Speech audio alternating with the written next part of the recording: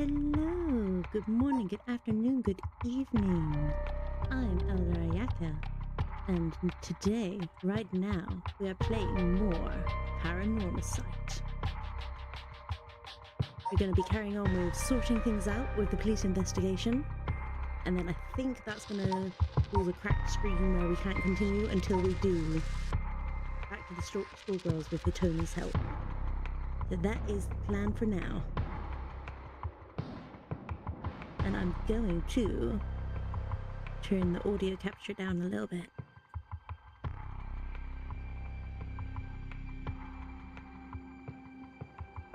Hang on, I'm gonna... Yeah, that one can stay.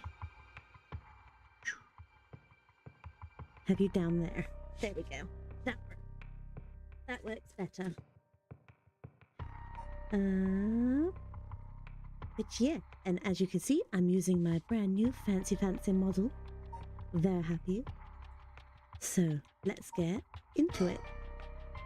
Sorting things out. Tetsuo Tsutsumi. Summary of previous events. Hajime Yoshimi's death. Najima's threat of mass murder. The problems just pile up, putting the detective's goal of collecting all the curse stones in jeopardy. Tsutsumi leaves Aereo to handle the investigation, while he catches a quick break. Tetsuo Tsutsumi, 9 AM.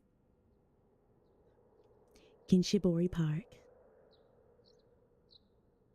Oh yeah, I forgot I gave him the really gruff voice. Sorry for the wait, boss, but I managed to gather some information. Took you long enough.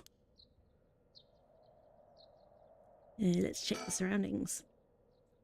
Forensics has finished their investigation and the body's been carried away. And that said, we're still closing the park to the public, at least for the time being. This place was really giving me the creeps last night, but it looks pretty normal now with the sun out. So are we as Aereo now? Because that was Aereo talking, not Tsutsumi. Think. Well, we've got ourselves quite the mess. Strange deaths popping up all over the place that may or may not have something to do with the curses. We also need to keep looking into Yoshimi and Najima. For now, we better start following up on the few leads we've got. Guess I'd better see what Aereo's found out. Okay, so he wants us to talk to Aereo, and we can't look around too much. So, let's talk. Things at the station were pretty hectic, but I managed to get some info. Let me fill you in. Thanks. The floor is yours. The serial killings, the curse bearers, Hajime Yoshimi, or Fumichika Najima. I mean, it was Najima that we thought did the phone call last time, so let's talk about him. HQ's mobilized a search unit for Najima, but so far, we haven't received any word. Guessing he wasn't at home or at work? About that. Apparently he vacated his last known address a week ago. Ooh. You serious? So we have no idea where he lives? It gets worse. I checked in with the factory he was working at.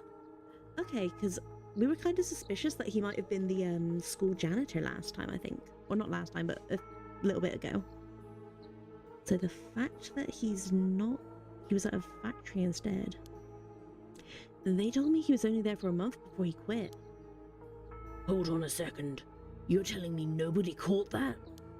Well, I had the same thought, so I spoke to his probation officer. Turns out he'd been doing house visits and interviews, but never bothered checking on his workplace.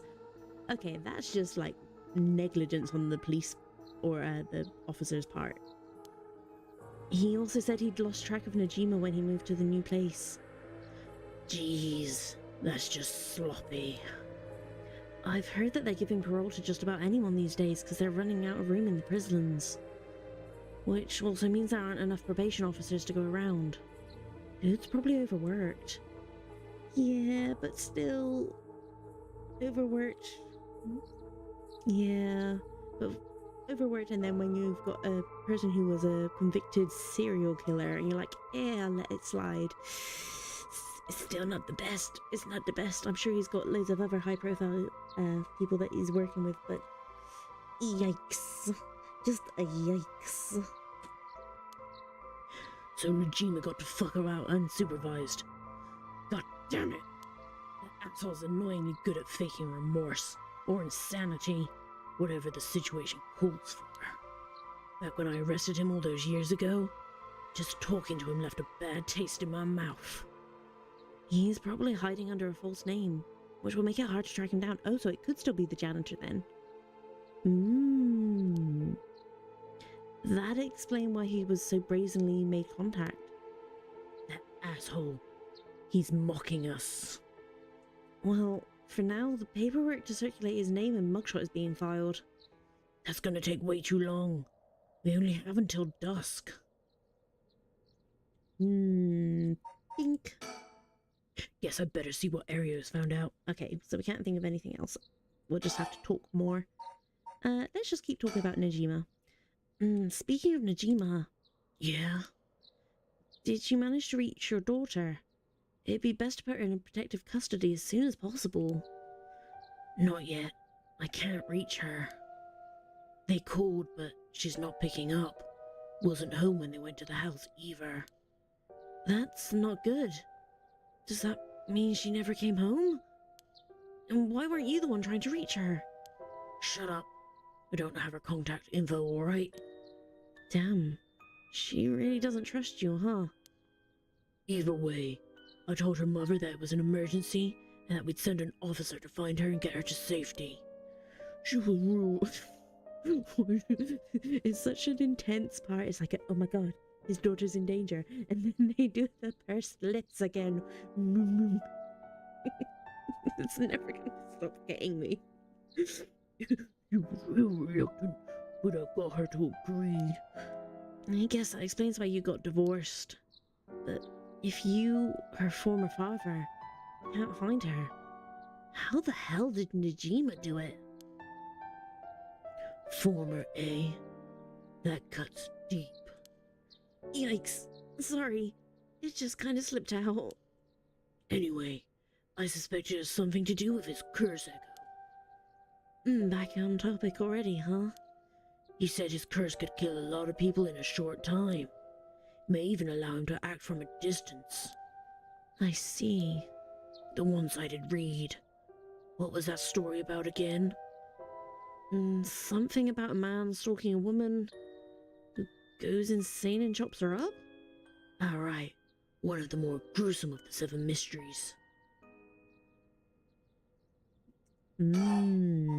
Yeah, that's the dangerous one.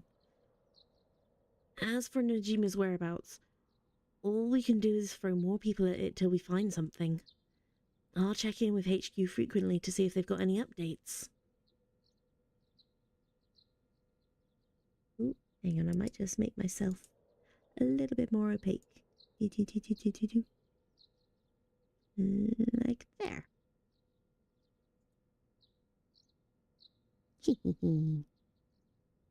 And also, it's kind of daytime. I was expecting it to still be nighttime. So I might make myself back to my default for now. I'll change myself to a darker color when we're to like match the atmosphere. Or like more the blue, the nice tone.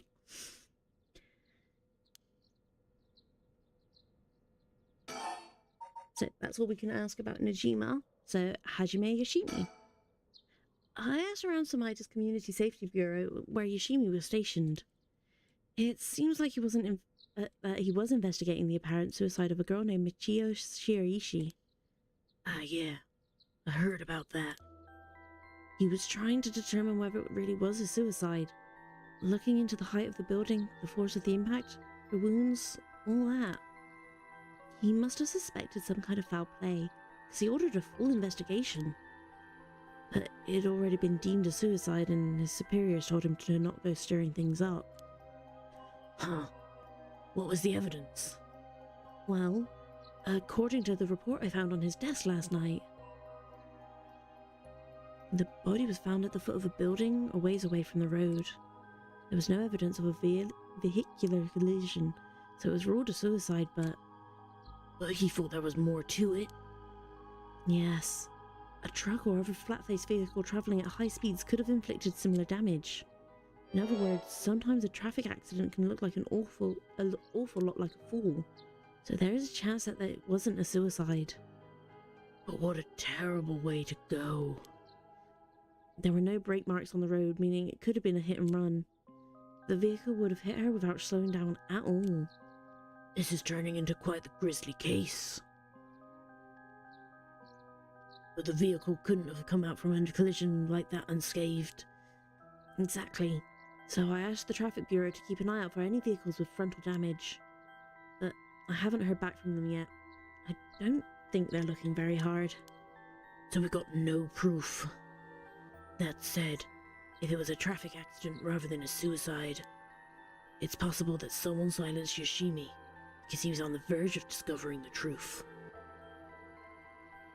That's true. You think the driver is the one who did him in? Not quite. Yoshimi had already talked to forensics in the traffic bureau, right? His death wouldn't have covered things up. You're right on that.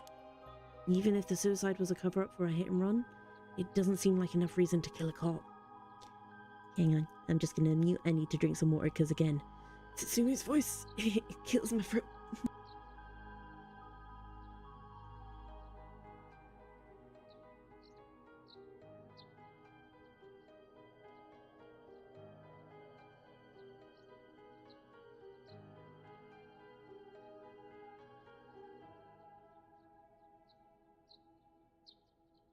Yeah.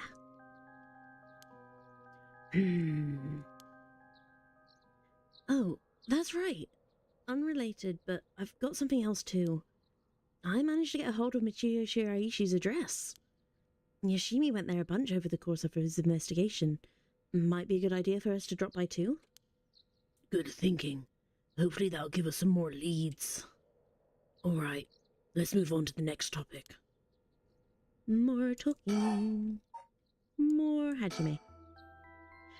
Remember the girl Yoshimi met up with the day he died? The one Hitomi Okuda? Community Safety didn't have any contact information for her on hand. Not even an address? Well, they had her parents' information, but when I called, they said they hadn't heard from her in a month. Lots of family issues from the sound of it. They even said they didn't want anything to do with her anymore. That said, she still goes to school once in a while, so we might be able to find her there. Not really. Not sure we really have time for a stakeout right now. But she could be a key witness. Can't we have Community Safety track her down for us? We can ask, but it might be tricky to get it done today. For starters, Komagata High School is closed today. Really? Was there more to it? You could say that. I'll explain more Yeah. I just completely messed up that sentence. I'll explain more later. Alright, but it's not something we can do today. We might have to forget about it. Let's move on then.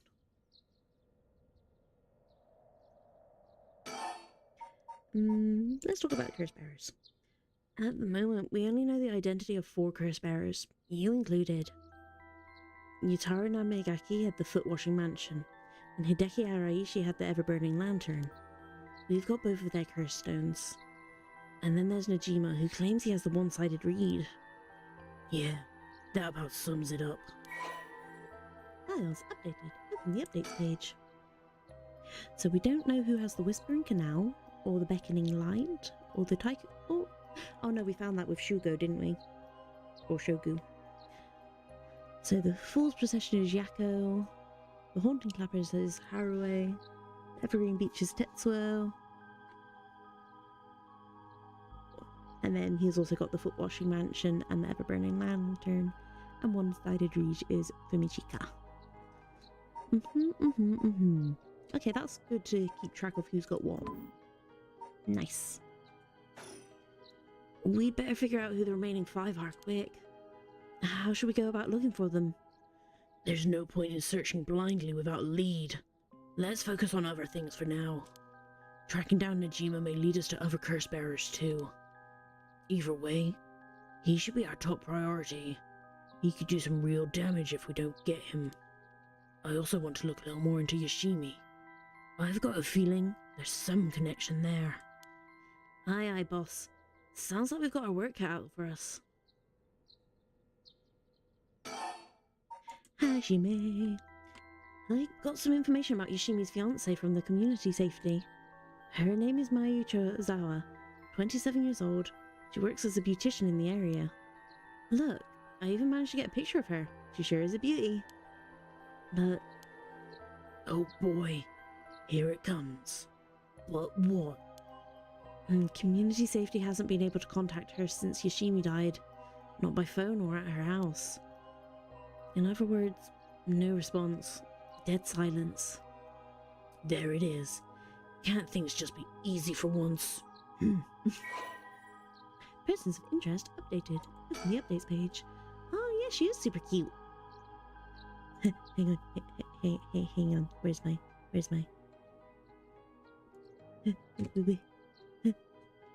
She's really cute.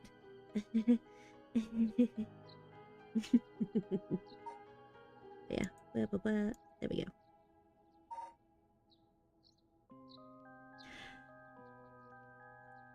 So, Mayu Chozawa, sex female, occupation beautician, curse echo unknown. Mayu is a... Bayu? It's because I started reading beautician while I also saying her name. Wow. Mayu is a beautician and the fiancé of Hajime Yoshimi, a police officer with the Sumaida Police Department. Mayu's current whereabouts remain unknown.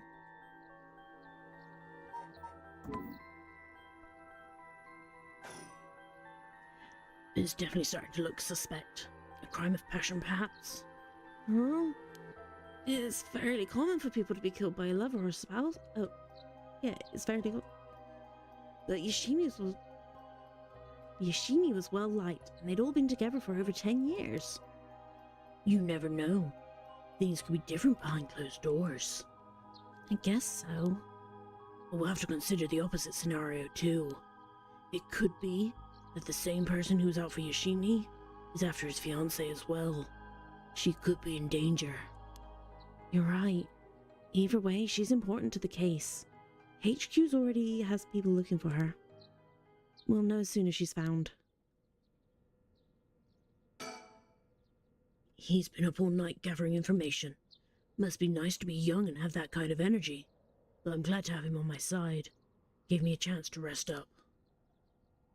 He's a good boy. Pat, pat, pat, pat, pat. Okay, and then it's the serial killings. I'm just gonna sip some more water, because again, his voice.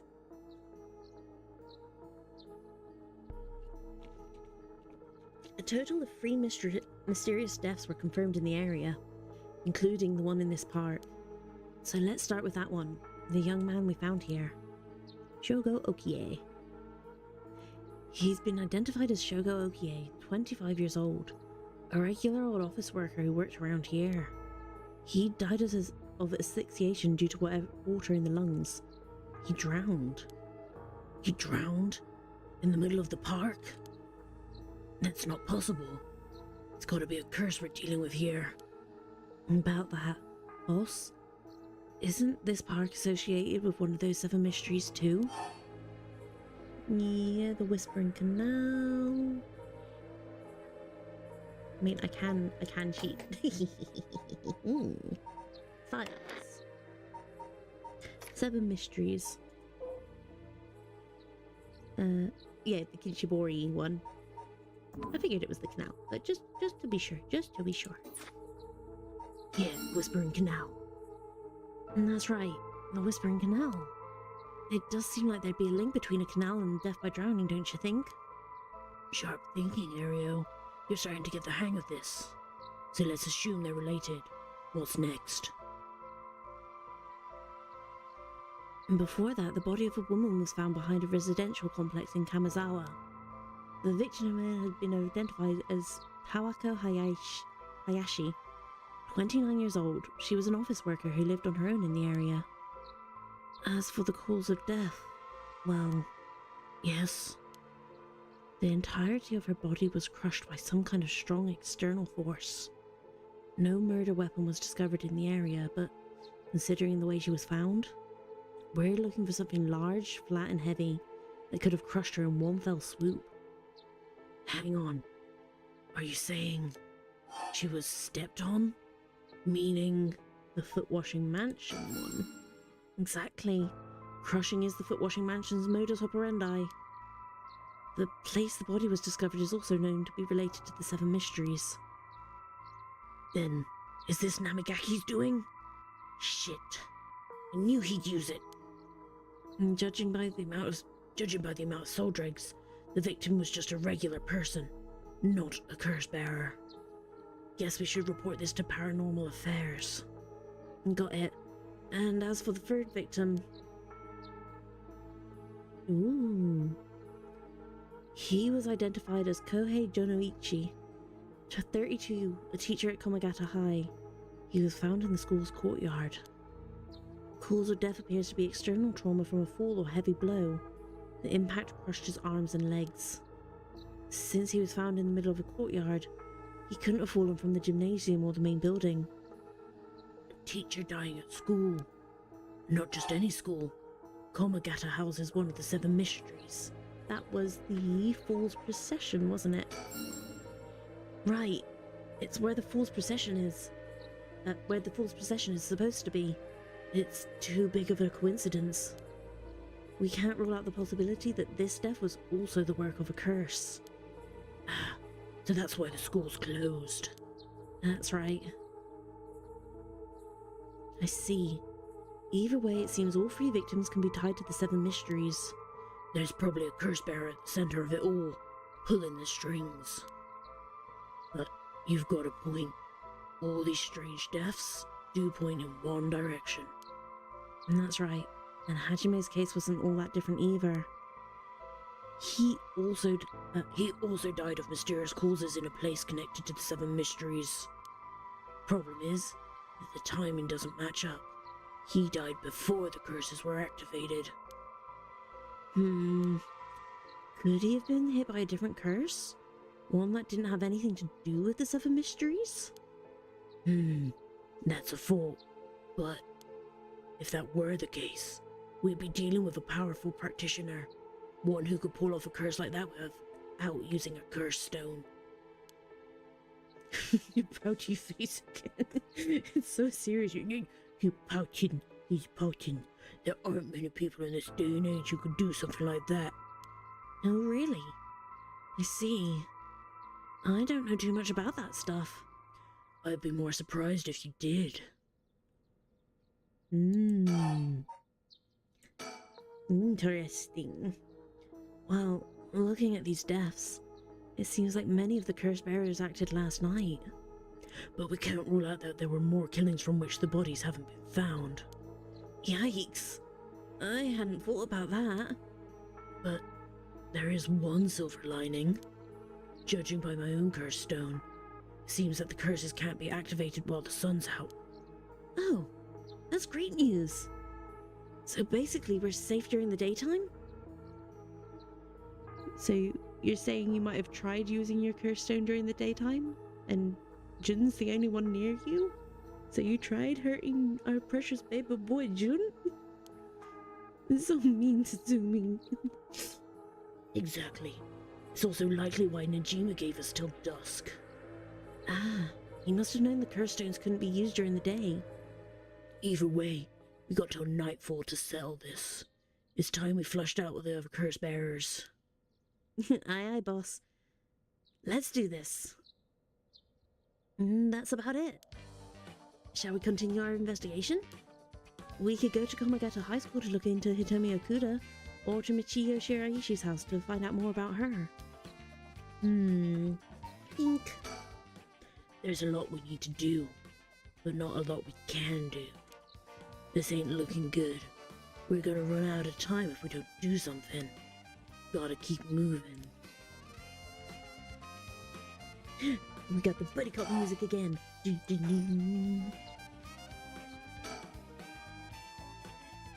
Been up all night gathering information? Yeah, so that's the same.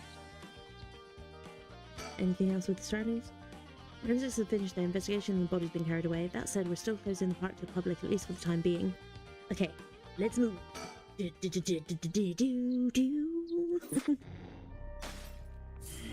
Oh, okay, that opened up options with the very chuny butt guy.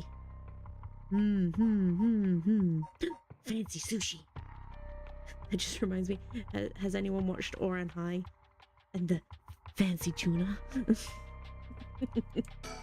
Fancy tuna. Fancy sushi. Tetsuo Tsutsumi. Summary of previous events. With dusk fast approaching, they have no time to waste. With that in mind, Tsutsumi and Aereo direct their investigation towards Gomagata High School and the Shiraishi residence. Let's go. I'm gonna drink some more water. Okay, what are we thinking? Michio or Komagata High?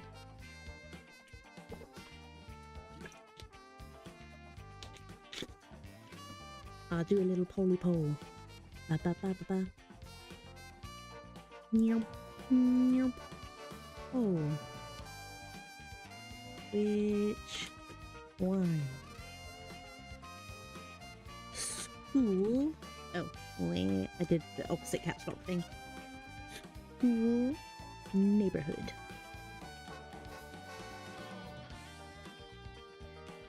Star pole.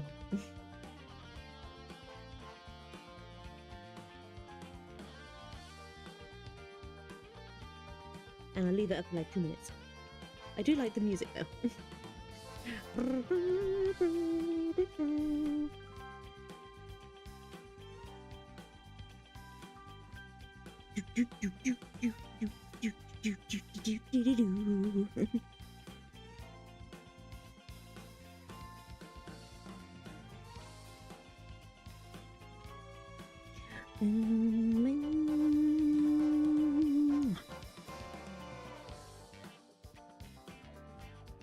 I wish they'd have marks on the map of where all the other 7 mystery things could be, because then we'd be like, ooh, is it making a certain pattern? That would be cool to know.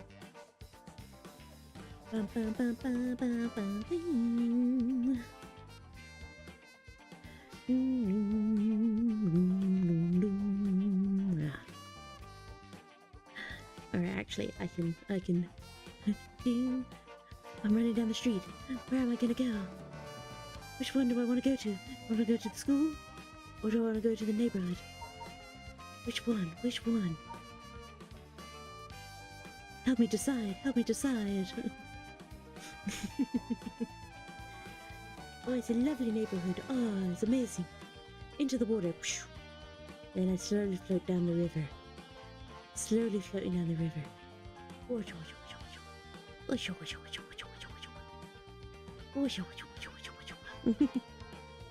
Okay, that's enough silly.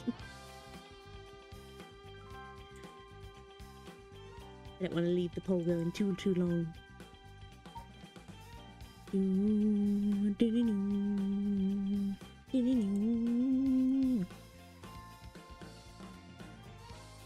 Ooh, 50-50.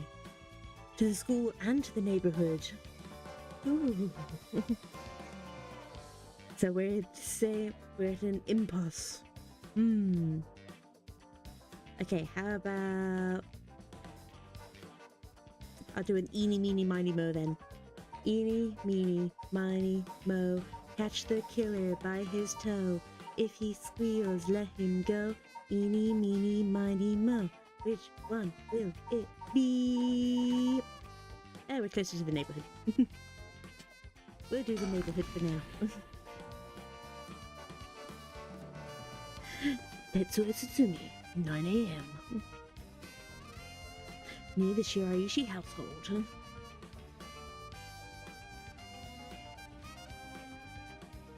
It seems like Michio's house is at the end of this road.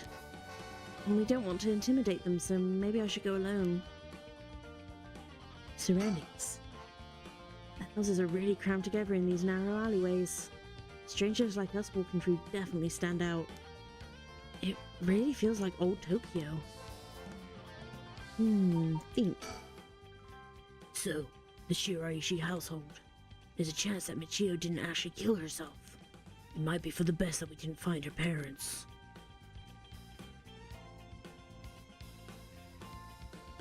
Jin. Harry's checking out the Shiraishi house at the end of the road. This street's real narrow, so 2 big guys like us would stick out like a pair of sore thumbs. Okay, so to the Shiraishi household. Alright, I'll go check the house. Can we... Okay. It's quiet. This place is normal, pretty lively. Full of people coming and going. But it seems like everyone's decided to stay inside because of the recent incidents.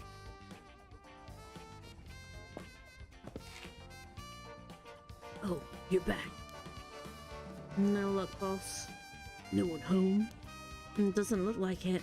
I knocked for a while, but nobody came to the door. I glanced in the windows, but there's no sign of activity inside either. And I saw about 3 newspapers stuffed into their mailbox. I was hoping that I'd be able to, like, click on one of these posters on here, but it doesn't look like it. Think. Not much we can do if they're not home. Let's go somewhere else for now. Okay. The illusion of choice. We were meant to go to the school. Whoever chose school, good job. You know, I'm just going to adjust my chair so I'll mute for a moment.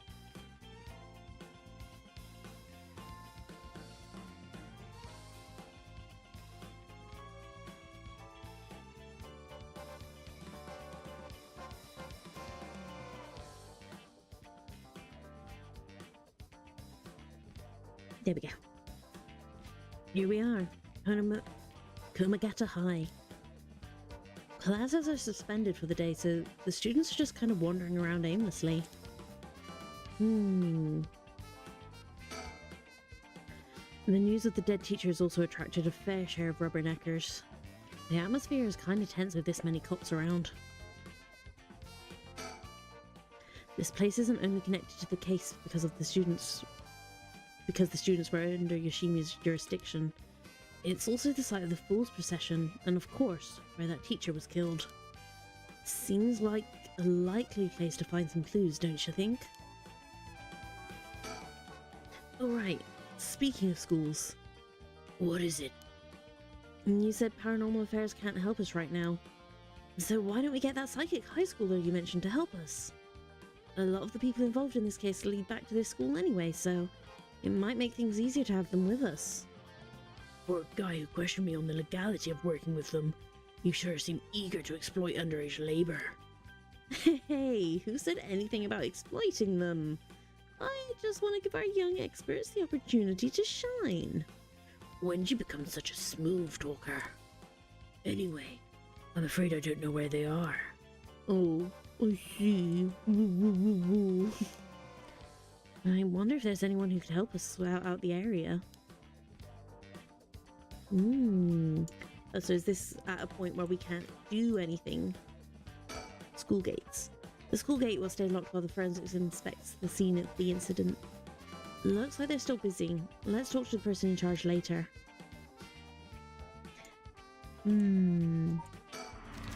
So we could go back there, but there's no one home. Think. 7 a.m. A perfectly reasonable time for students to be at school. And yet, I doubt this will be that simple. Okay, so because it's giving me the suspend option, I'm assuming that means that is as far as... yeah. You cannot currently progress any further. Once your situation has changed, select resume to try again. Pressing suspend will return you to the story chart.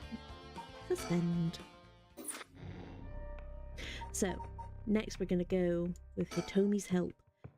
And that makes it look like she survived the night. Meanwhile, last time, whenever we went into the building to look for her, she'd been got by the curse bearer with the one-sided reed.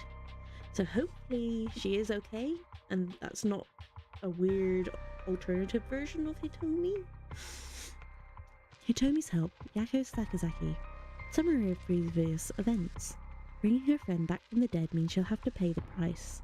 Oh wait, yeah, no, we brought her back, didn't we? Ooh. Oh, I forgot her. Oh. Bringing her friend back from the dead means she'll have to pay the price. Yako makes it home safely, but still isn't sure about how to proceed with her curse. She worries about Mio as the night passes. Yako Sakazaki, 8 a.m. Oh, so this is before the teacher dies? Yako's home. And her parents run a sweet shop. Oh, good morning, Yako. Huh? Yako, rise and shine. Huh? You're up? You're up. Huh? It's morning. Are you okay? Can you remember your name? Duh. I'm... Ooh, the spectre of the spirit board. That seems like a silly option. So we know she's Yako, but why are we getting the option for Mio and Michio? I'll choose the right one for now, but I am interested to see what the other ones are. Oh, unless... is she possessed?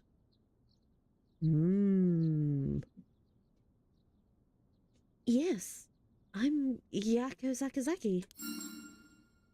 Good. Seems like you're fully awake.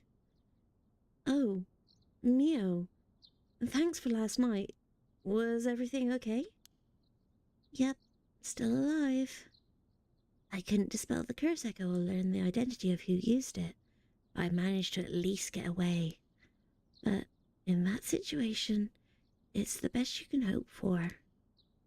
I'm sorry I got you involved in something so dangerous. I meant to look for you as soon as the sun rose, but I was just so sleepy.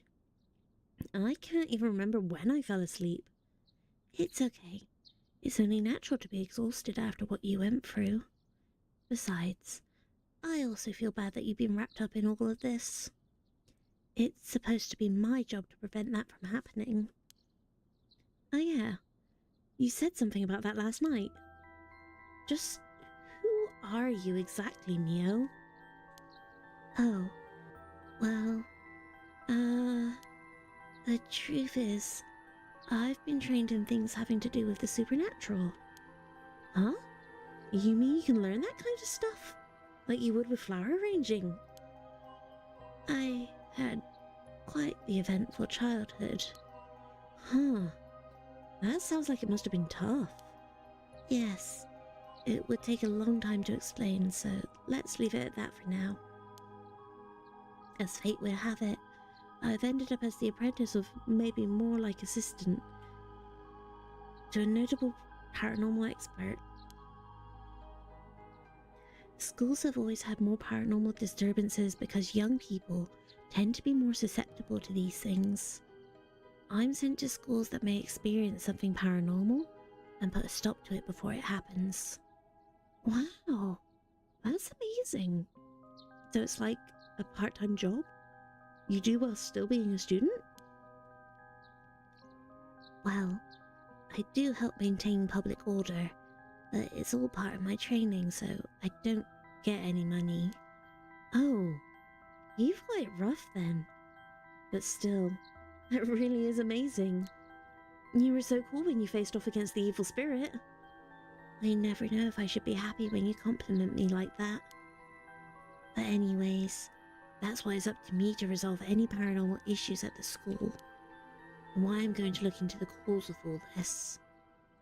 But for now, let's head to school. Yeah. Oh, you have your curse stone. Now that it's daytime. Sorry, I had an unexpected yawn. Now that it's daytime and its power is why am I trying to say diminished? I should be able to hold on to it. Want to give it a try? Right. I do have it, but... Yako? Is it really so wrong? Trying to bring Michio back, I mean? Oh yeah, no, her friend was the one that, they're saying was a suicide. I can't approve of it. The rite may seem like a dream come true, but if it involves taking the lives of other people, then... Yeah, true. I want to make sure this whole ritual ends without anyone getting hurt. That's what I believe, and what I'll put before anything else. Ooh.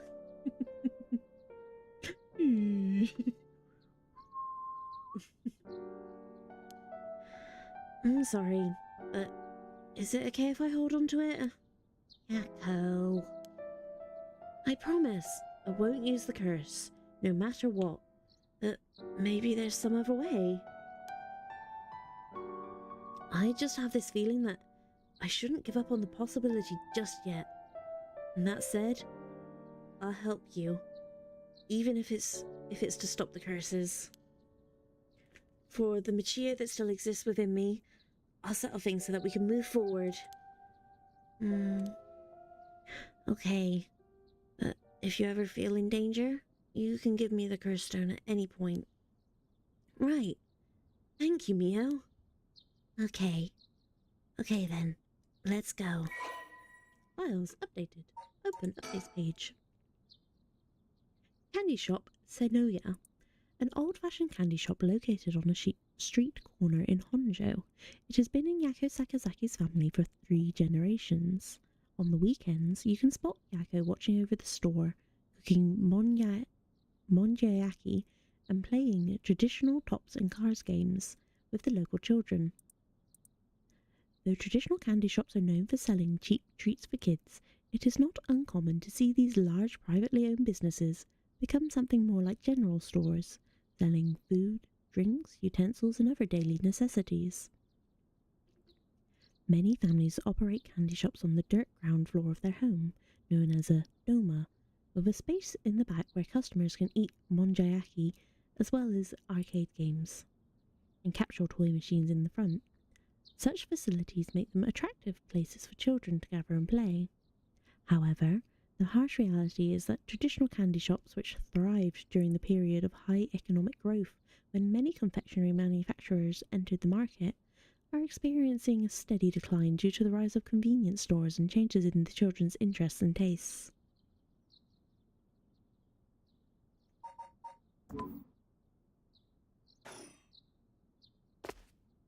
Just gonna drink some more water, my mouth is getting really dry. Yako Sakazaki, 8 AM. Komagata High School front gates. Also, while I'm drinking, hydration check for anyone who's watching.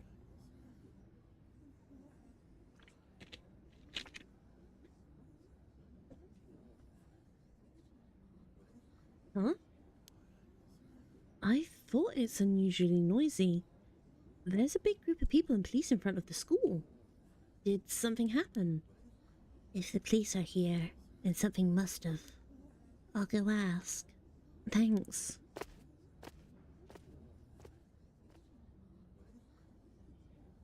This isn't good. Huh? What happened?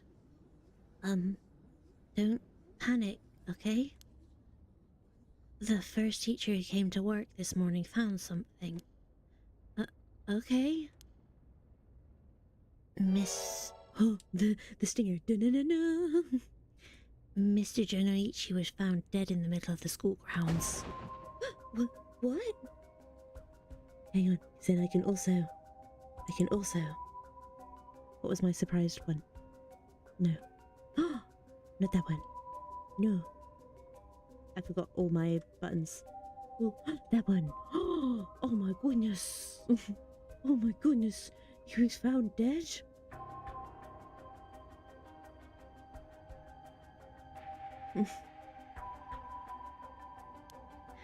They're closing the school for today.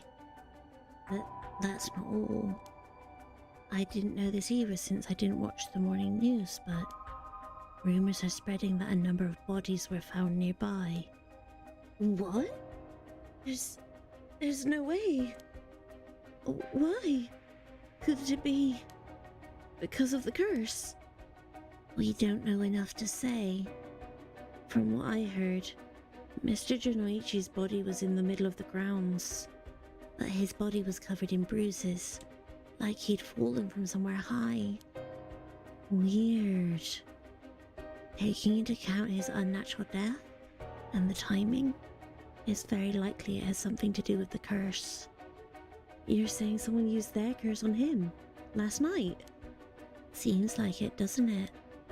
But that's so scary. Yeesh. So the curses really do kill people. And someone used it. Shh. Keep your voice down, okay?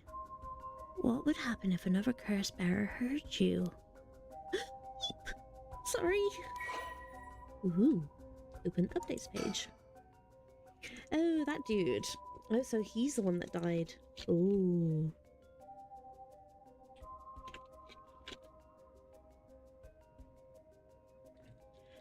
Kohei Junoichi, sex male, occupation high school teacher, curse echo unknown.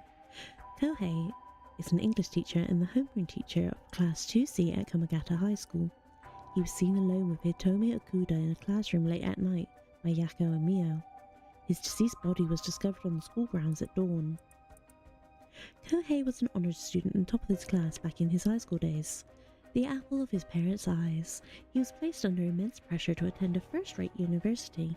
The family's plans came to a naught, however, when the pressure caused Kohei to sink into a deep depression and fail his entrance exam. Even at the university where he was able to enter, Kohei struggled to keep up with his classes, leaving him a vain but wounded young man. Kohei never aspired to be a teacher, but figured it was the least he could do with his talents. He considers his students to be beneath him and largely looks down on them all. Oh yes, he was a very narcissistic kind of gentleman, wasn't he? I wish we had a little more information, but they've locked up the front gate. Maybe we could sneak in through the back entrance. That person over there. Isn't that Hitomi Okuda? You're right. That's unusual. Oh, but she was at the school last night too. She must know something about Mr. Junoichi. Let's see what she has to say. Oh, Mio, wait for me. Ooh. Huh? So you're telling me the two of you were the ones at the school last night? No sense hiding it then. Plus, I owe you one, Mio. I'll tell you everything I know. Thank you. She owes you? Oh, yeah. Right after I transferred here, there was a bit of trouble. She gave me one of those, what was it? Oh, exorcisms. Huh, so that's what it was. Let's talk about the exorcism first. Get her comfortable with us. Hitomi, or are you possessed by some kind of evil spirit? I don't understand it all too well myself. What I can say for sure is, thanks to Mia, the weird symptoms that were happening to me all went away. Yep, some people are born with a natural sensitivity to the paranormal. They tend to end up isolated as they struggle to relate to the people around them.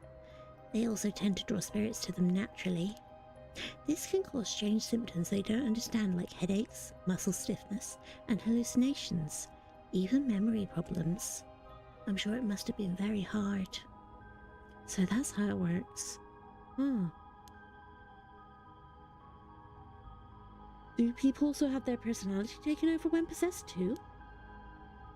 It is possible with spirits who have a very close relationship to their target, like siblings or a parent and child. But you almost never hear about people being taken over completely. It's when two parties aren't in sync that those negative effects can start to appear. So the seances or whatever you see on TV are all bogus? Not quite. There are mediums and diviners who can align their minds with the spirits they call. Though there are people on TV who are just putting on a performance. Huh. There are people who in life had extremely powerful spirit sense or a deep connection with the person, but even they shouldn't be able to completely take over the person they possess. And even if they could, it'd only be enough to pressure them to choose certain behaviors That wouldn't be unusual for them to do on their own to begin with. But if that's the case, wouldn't you know if you were choosing that behavior of your own will or not? Hence why there are a lot of cases where people don't even realize they're possessed. Though the spirit may influence the behavior and memories of the host. The deeper their connection in life, the easier it is for that to occur. I see. Getting possessed by a spirit is pretty complicated, huh? It must have been tough for you being possessed for so long, Hitomi. Huh, whatever. Whatever might happen to me doesn't make any difference. Me being able to see spirits and stuff has nothing to do with how things ended up like this. Yeah, it's not like being able to see them is your fault either. The same goes for me. Maybe it's just something we have to live with. I think you have a knack for it yourself, Yako. I bet you could see them too with a little training. I think I may pass. More on the exorcism. We'll go till it has a tick against it. So that's why you do the job you do, huh, Mio? I thought she was a weirdo when she showed up all of a sudden saying she was going to exorcise me. If you hadn't said anything, I probably would have knocked your lights out. You tried to perform an exorcism on her without telling her anything? You see, in my experience, most people don't understand no matter how much I explain. They only accept my explanation after they see the results. Huh. I guess that makes sense. Okay, there we go. Jonoichi's death. Did you hear about Mr. Jonoichi? Heard about it. I've known about it since last night. I saw that asshole bite it in the school grounds myself. What? You saw it happen? Tell us about it. What happened exactly? Don't really know myself. It was pitch black. What I can tell you... It was almost dawn. Probably around 3. He started freaking out all of a sudden, ran out onto the ground like something was chasing him, then screamed. Ah! Somebody! Help me! Forgive me, Michio! Or something like that while he was running around. Michio? He mentioned a Michio?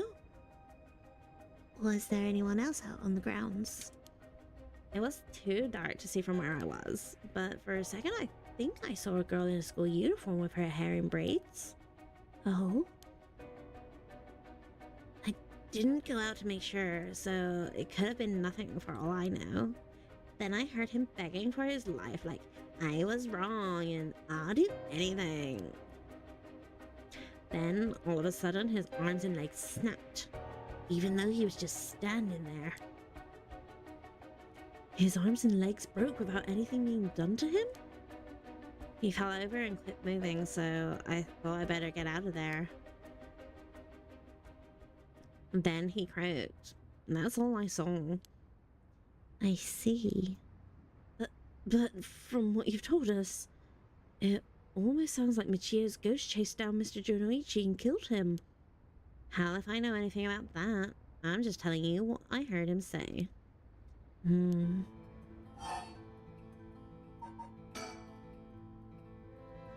Did you tell that story to the police?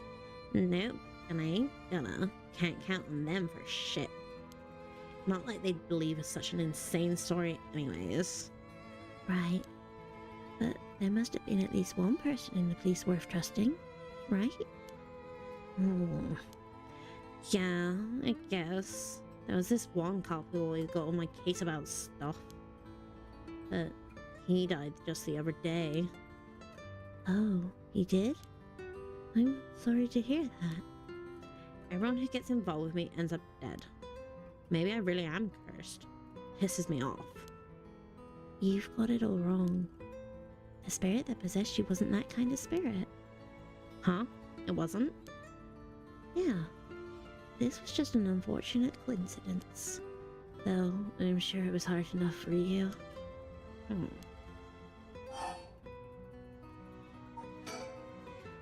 That's That's all I know about that asshole's death. Hey, Mio. I've been thinking about something. Hmm? The way she described it reminded me of something. The way Mr. Jonoichi died. It sounds a lot like how Michio died. Ah. Of course, I didn't see it myself, but the state Michio's body was in, it was like she had fallen from high up. Could they have been killed by the same curse? I don't think so. The curses of the Seven Mysteries hadn't manifested when she died. And if we can't trust what the spirit board said, then Michio died in an accident. Oh, right. That's all I know about that asshole's death. Okay, so it's not going to give us a tip. Oh, maybe until we complete this little side conversation. Hitomi, last night before you witnessed Mr. Jonoichi collapse, can I ask what he and you were doing in the classroom? You gonna tell the cops? Oh, right. With everything that happened with Mr. Jonoichi, they'll suspect you even if we told them we saw you with him They'll suspect you if we told him we saw you with him that night. Anytime something happens with someone like me, all those shitty adults start jumping to conclusions. I understand. I won't tell them. You wouldn't have been able to kill him anyway. If you say so, then I don't mind telling you about it. So, last night, that piece of shit Jonoichi called me over here acting like he was gonna attack me or something. What? How terrible! Whatever. I'm glad he's dead. He had it coming. He had it coming. He had it coming. He only had himself to blame. If you had been there, if you had seen it, maybe you would have done the same. Sorry, I like the musical. Chicago. Calling people worthless and a cancer on society when he doesn't know shit about them.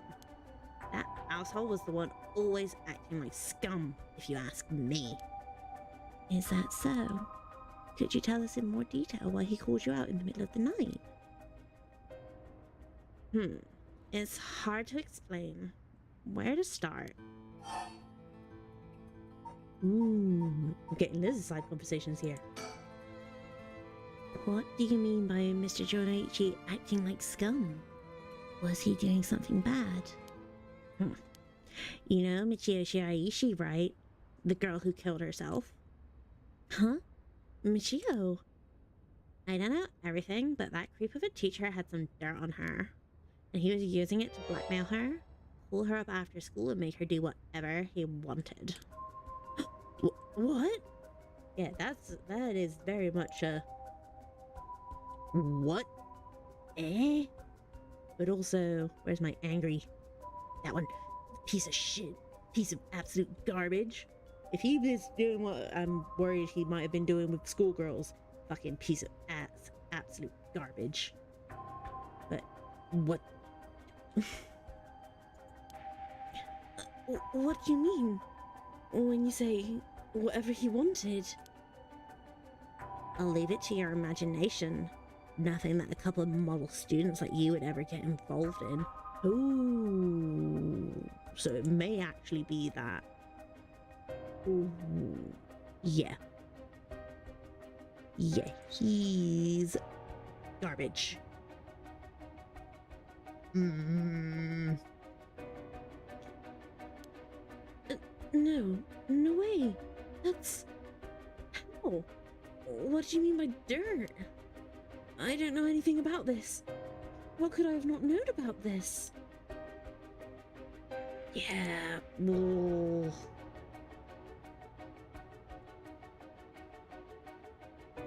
We'll go back to... Yako, please try to calm down. You got Gus acting like you were her friend. Jonoichi really did a number on both Michio's body and soul. She probably felt like she couldn't tell anyone.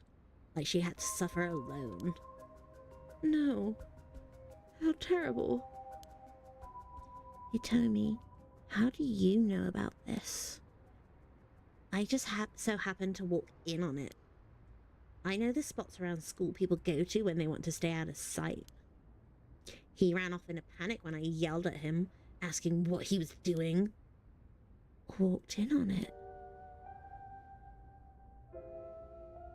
I couldn't just leave her alone, looking like she was about to cry, so I stuck around for a bit. She told me everything that happened in whispers. She probably figured I wasn't the type to spread that stuff around, but she never asked for my help.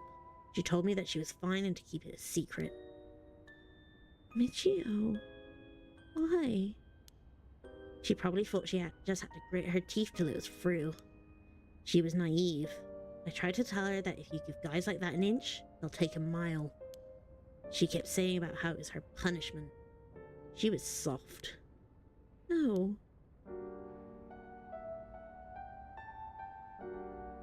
Of course, tonight she didn't change. He kept on doing what he was doing. I don't understand either of them, but that's as much as I was involved.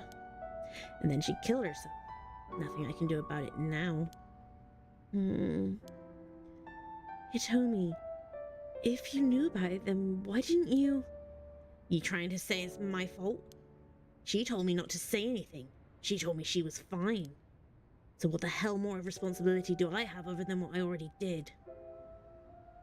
Yako, there's no point in blaming Hitomi. Michio, why? The dirt on Michio. Did you hear what this dirt was? Nope, never heard what it was. But from the sound of it, he'd been blackmailing her since about a year ago. For that long? The dick probably caught her doing something she shouldn't have been. She looked well behaved, but there's more to a person than meets the eye, you know? There must be some reason. Dunno, got nothing to do with me. So last night, how did it start? Nora, right. Remember that nosy cop I mentioned who was always on my case? He died at the former Yasuda Gardens a couple of days ago. Yoshimi was his name. He was part of the juvenile division. He didn't look like a cop at all. Real rough guy. Not a good looking, but good at looking out for folks. Also good looking. So he was the only one I could talk to. Huh. So there was someone like that with the police. Too bad he ended up dying. Another thing. One time he suddenly introduced his fiancée to me. It was hilarious seeing a big guy like that act like a shy little kid all of a sudden. She told me that she was like me when she was my age and that she was on my side. It must have been a terrible loss for her too. Yeah, I do feel a little bad for her when I think about how sad she must be. And I saw him at the gardens the night he died. Oh no. Whenever I would get worked up over something, Yoshimi always took me straight to that park. Then he'd listen to whatever it was I was pissed off about. That day, he called me over there like usual. But something seemed off about him. Like he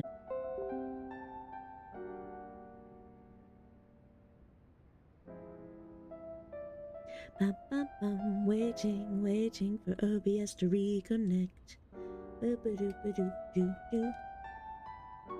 Okay, we're back.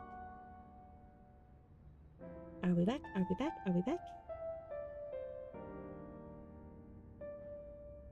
I think we're back.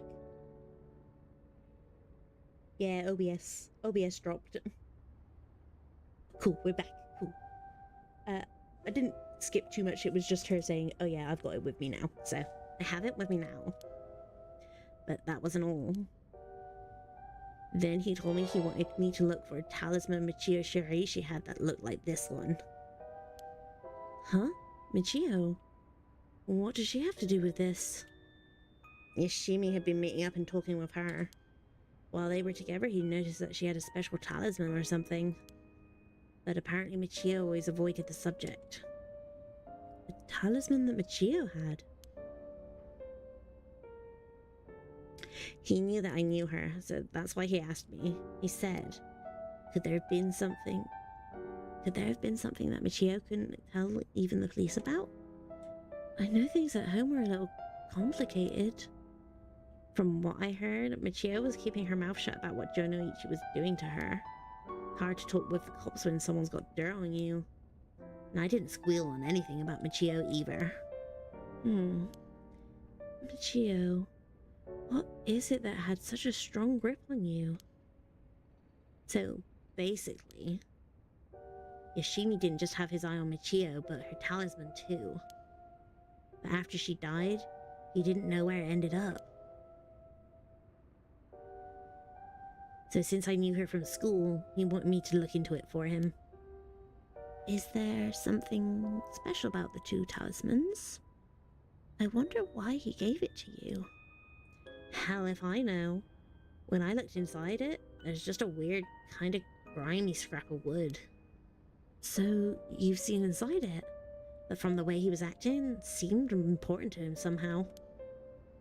But to be honest, what he was asking is such a pain in the ass. I figured he had to be serious about it. Oh, and since he died right after that?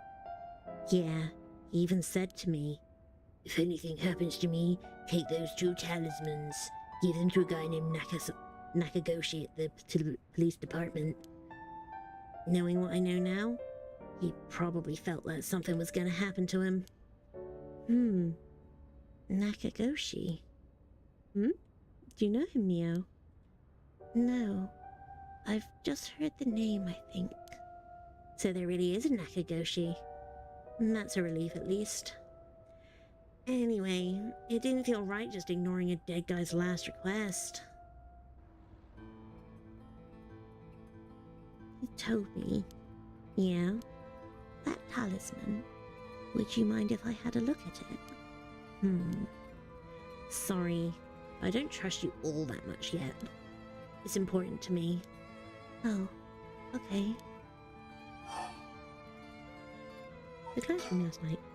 So, last night you were looking for the talisman Michio had.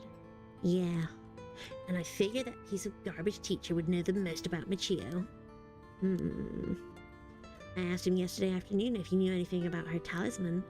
He gave me some cryptic response like, "I can't talk about it now. Come to the school tonight." He even gave me the code to the lock on the back entrance. He seemed pretty willing to give it out, so I wouldn't be surprised if he'd used it for secret meetings before. Ugh. I can only imagine. He climbed over the front gate to get in. So yeah, we met up in the classroom in the middle of the night. But nothing he said made any sense. Like that I was really Michio and stuff like that. He went on and on about how it was my fault, and that if only I hadn't been around or something. He grabbed a hold of me, breathing heavily. Are you okay? Yeah, that's right when you two showed up. I was able to get away with it while Jonoichi was freaking out. Oh my gosh. Good thing you got away. So it's really all thanks to you two that I got away. But I didn't get any info about the talisman, so the whole thing was sort of a bust. Afterwards, I was wondering what you two were up to, so I hid nearby. Then I saw you and old Manashi Mia talking, and then Mio showed up. Oh, you did? That's also why I saw Jonoichi come back outside and bite it. I see. So, you were the only one to look for Michio's talisman?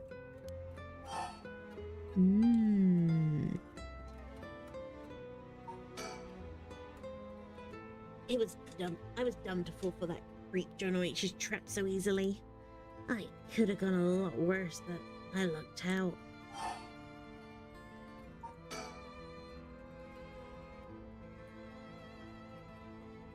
What you described does sound like Michio killed Mr. Jonoichi. She did have a reason to hate him after all. No way. You mean it really was her ghost? Like, for real? Those who die bearing strong resentment or regret can occasionally become spirits, either bound to a place or roaming freely. However, it'd usually be impossible for them to kill the living. Most don't have that kind of power. but it's possible they could possess someone close to them to act on those lingering regrets. Huh. I wonder if that's what's happened. Alright then.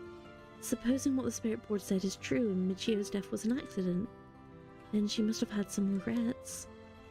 If she really hadn't given up on living, that is. I don't think she was the kind of girl who would just give up no matter what the situation. I don't really know, but she didn't seem like she had something tormenting her so much that she'd kill herself. And that's all I know. Happy? I still gotta look for the talisman. Sure. Thank you, Itomi. Oh, if you do find out anything about Michio's talisman, we'll be sure to let you know. Thanks. Oh, can we get your contact info? Where we can normally find you? Right. I'm not home most of the time. Usually I'm at a friend's place. Here's the phone number. Thanks. We'll call her if we need to talk with you. And, what is it? You're easier to talk to than I imagined. I was kind of scared at first, but not anymore. Shut up. You were the one avoiding me. Anyway, catch you later and don't die out there, okay? Thanks. We'll be careful. Aww, she seems sweet. Like, troubled kid, but also it's like she was there to protect Michio. She's willing to give them the information and try and help, and still trying to help Yoshimi and like his looking for Michio's talisman. So she seems like a good kid. Underneath the kind of rough exterior, she's a good kid, I think. Alright then. We got a lot of new information. Sounds like Mr. Jonoichi was killed by a curse just as we thought. Which means there was a curse bearer at the school. Multiple, in fact. Multiple? You think so? Yes. The curse echo we experienced in the school and the one that killed Mr. Jonoichi seem to be different. The people in the school at the time other than us were Mr. Jonoichi, Hitomi, and Old Man Ashimiya, who you ran into. I was thinking it would be among them, but there was one more person. Hitomi saw a girl in a school uniform with braids. From what Hitomi was saying, it doesn't seem like she's one. Mr. Jonoichi is pretty suspicious, though. If he were a curse bearer, it would certainly explain why he was killed. Right. That's why I say there are multiple. Alright. The person who killed Mr. Jonoichi would have had to be one too. Which means it must either be the mysterious girl or Old Man Ashimiya? Yeah, we should certainly be careful of them. That said, the mysterious girl and the fact that Mr. Jonoichi thought it was Michio that was attacking him has me wondering. Of course, I doubt Michio herself was actually there, but... Oh, I just remembered. I also saw Mr. Araishi outside the main gate last night. You did? It's likely he's involved with the curses given that he's the one doing research on the rite of resurrection. So we'll have to be careful of Old Man Ashimiya and Mr. Araishi. I want to believe that not all curse bearers will be hostile, but... As for what to do now, I'd like to find who is responsible for the Feast of Shadows that set this off and how they did it. I don't think we'll be able to end this without stopping it at its source. Huh? That makes sense. In which case, next we should do...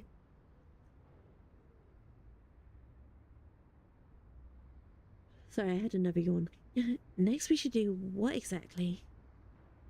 I'll need to talk with Mr. Araishi. He definitely knows something. It should be safer during the day, so I think we should try to look for him. Got it. I'll help in any way I can. But the school is closed. I wonder where he could be. Let's try heading someplace someone may know where he is. Where to go then? Ooh, lots of options. So we could go back to Yako's candy shop, Ryogoku Bridge, the Yasuda Gardens, Komagata High School or Komagata Bridge. I think, would Yako's parents know, like, how to get in contact with the teachers again? If we go back to the high school, anyone who's standing outside the front gates might know. And go sippy sippy more water, hydration check for everyone. Yako Sakazaki, 9 a.m. Komagata High School.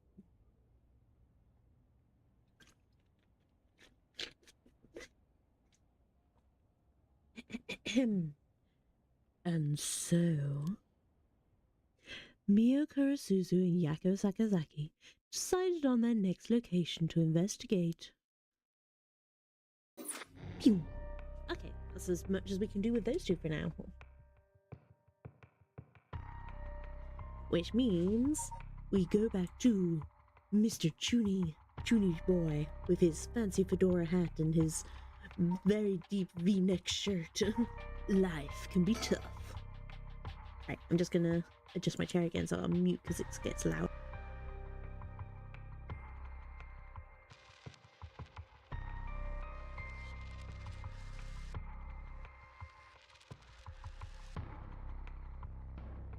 But yeah, that fucking teacher.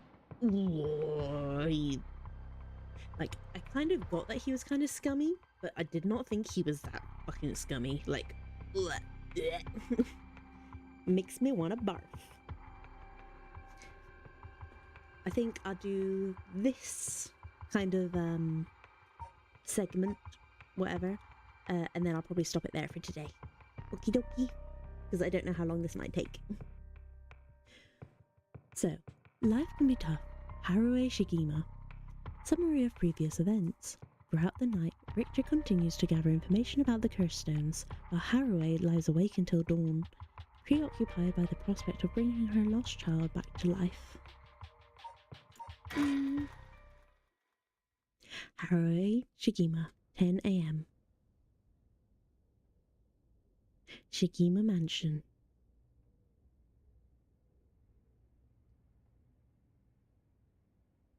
I forgot what voice I gave him. I gave him like the Chuni voice, so probably something more like this. Good morning, ma'am. How are you feeling? I'm fine. I hope we can make good progress today. How's your cursed stone looking? I haven't found anything from it since sunrise. Interesting. It's possible that its powers can only be unleashed at night then. That aside, why are you so late this morning? There are, unfortunately, some things that can't be investigated while the world slumbers. But I did get some research done in what limited time I had. Very well. Let's talk. Any other things with the surroundings? The town is beginning to wake up once more. The clamour of society can be heard from beyond the garden gates. Like any day, a cloud of pollution drifts out from the industrial area. Ooh, the mansion. This is the old mansion where I was born and raised. Isekaied. He's looking a bit tired. He must have been up all night investigating. We may be surrounded by curses and death, but it matters little. My only concern is whether I can see my child again. Right, let's talk. By the way, there's something I wanted to talk to you about. And what's that? Our current plan is to steal a curse stone that's already absorbed soul dregs, but I'm wondering if it would suffice not to steal, but instead negotiate with a curse bearer and have them use the right for our purpose. Oh? I mean, I suppose that would accomplish the same, but do you think it's possible? So long as we offer compensation, it may prove much easier than you'd expect. Compensation? Cash, for instance. That wouldn't be off the table for a family as rich as the Shigimas, would it? Of course. Why, any amount would be fine if it get the job done. I won't let monetary matters lead me to regrets the way it did back with the ransom. Okay, with that option on the table, let's figure out our strategy. About the curse bearers? Do you have a curse bearer with whom we can negotiate in mind? Not yet. Surprisingly, it seems like the other curse bearers haven't been that proactive about collecting soul dregs. Did you see the news this morning? No, I haven't. Overnight, 3 mysterious deaths were reported in this area. They've yet to announce the identities of the bodies found, but they've been nicknamed the Honjo serial killings. It's garnered quite some attention on the streets. Oh my. Only 3? And that's what I thought. Even if the victims were curse bearers, just 1 or 2 wouldn't be enough soul dregs. And for what those curse stones are capable of, a mere 3 victims seems like a little on the low side. With this little activity, all through the night, the curse bearers must be a cautious bunch. What's holding them back? Are we not all after the power of resurrection? There may still be some undiscovered victims, but it doesn't seem like anyone has gathered enough soul dregs yet. We might have to set up some bait to spur them into action. And then we offer them the deal. About the kidnapping? I learned something new about the criminal involved with the kidnapping. It concerns the serial killings.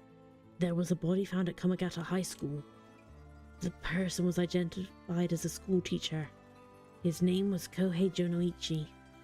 Do you think he was a curse bearer? Not sure. It's possible. But regardless, this means 2 people who knew the truth about the kidnapping are both dead. Just when we were getting somewhere. It isn't enough to make me give up, of course.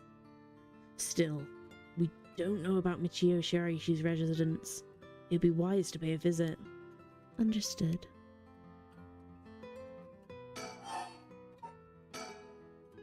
In addition to the 3 victims associated with the Honjo serial killings, there's Michio Shiraishi, who reportedly committed suicide, and the police officer who died at the former Yasuda Gardens. If strange deaths continue occurring like so, they're bound to inspire strange rumors. But those last 2 have nothing to do with the 7 mysteries, no? It's true. Both occurred a week before this accursed situation began. Still, it cannot be ruled out. It's possible that the mastermind was involved even in those killings. How? What if there were preliminary steps to awakening the 7 mysteries curses? Can we really assume they're all unrelated just because the timing doesn't match up?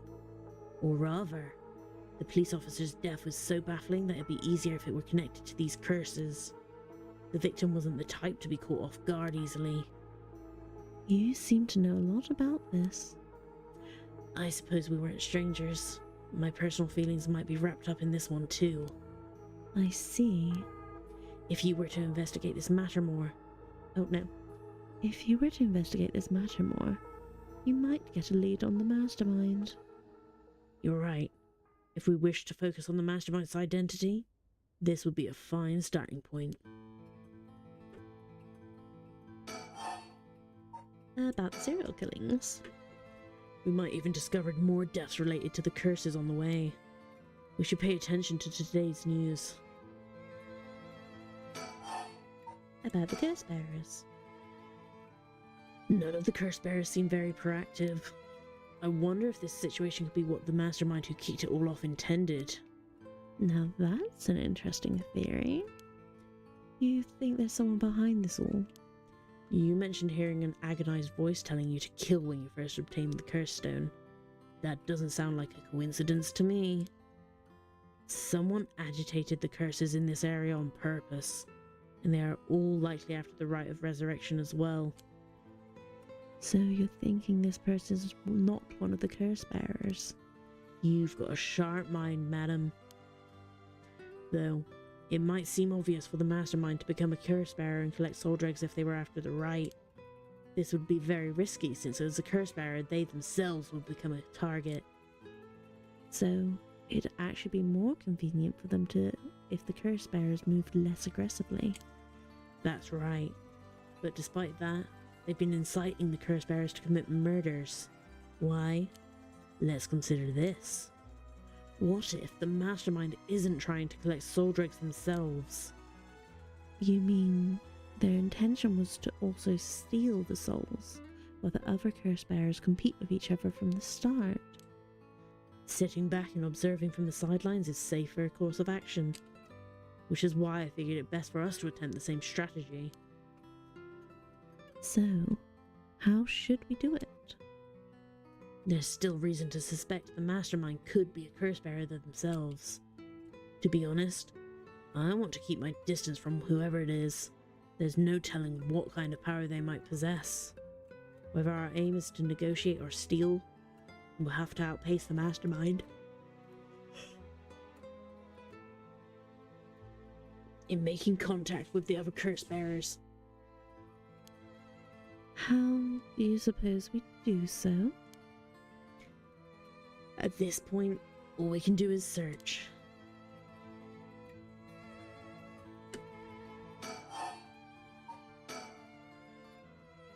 If there's a mastermind inciting the curse bearers to collect soul dregs, can we be sure there even is a rite of resurrection? Good question. The right could be. Why is his pouty face so scrunched up? Good question. The right could be nothing but a myth fabricated to spur the curse bearers into action. Seeing it might be for naught. Do you want to give up, ma'am? Never. Understood. After all, we'll never know the truth unless we see it for ourselves. But we'll do it without using the curses ourselves.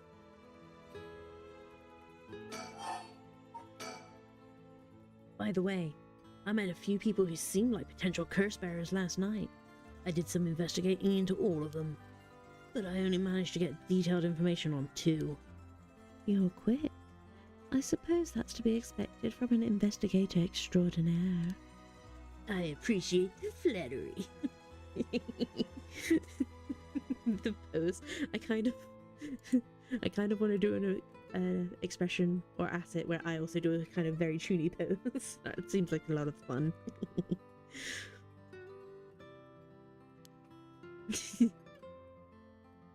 First, there's Ayame Tono, the girl we talked to before, though she isn't a curse bearer herself. She's a student attending T University of Art, currently lives alone in an apartment near Midoricho Park. Have you even determined her address? You're not one to be underestimated, Mr. Investigator Extraordinaire. I call every single university within Ukiyo-e in the curriculum pretending to be her parent. I went around to check on her place on the way here. Doesn't seem like she returned home last night. I'm worried she might have run into some trouble. Didn't you attempt to follow her last night? I'm embarrassed to say, but I couldn't. She shook me. I couldn't keep track of her. And here I thought you were an investigator extraordinaire. I'd like to learn more about her, but it would take some time. She is planning to steal the curse stones just like us. It's best we act carefully around her.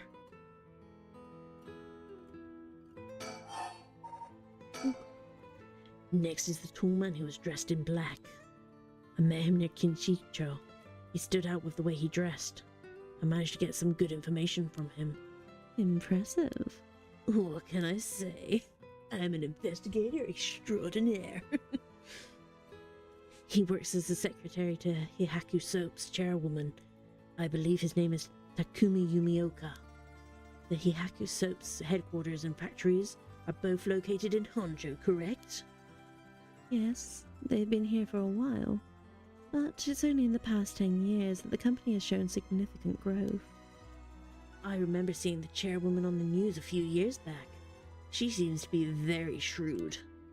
With the increase in sales, I'd assume she'd want her factories running at full capacity. But with the harsh restrictions against industrial waste, a lot of the factories with older equipment had to be shut down. That's right. Even 10 years ago, there were many complaints about chemical plants dumping waste into the river. Most companies back then were more concerned with making a profit than protecting the environment. I wonder what a man working for such a company would have been up to in the middle of the night. On the way here, I stopped by the company's headquarters, but they hadn't started for the day. I should have better luck later. Let's hope you will. Perhaps they're interested in seeing if the rite would be beneficial for their product research into beauty and skincare. Ha! Now that's an interesting thought.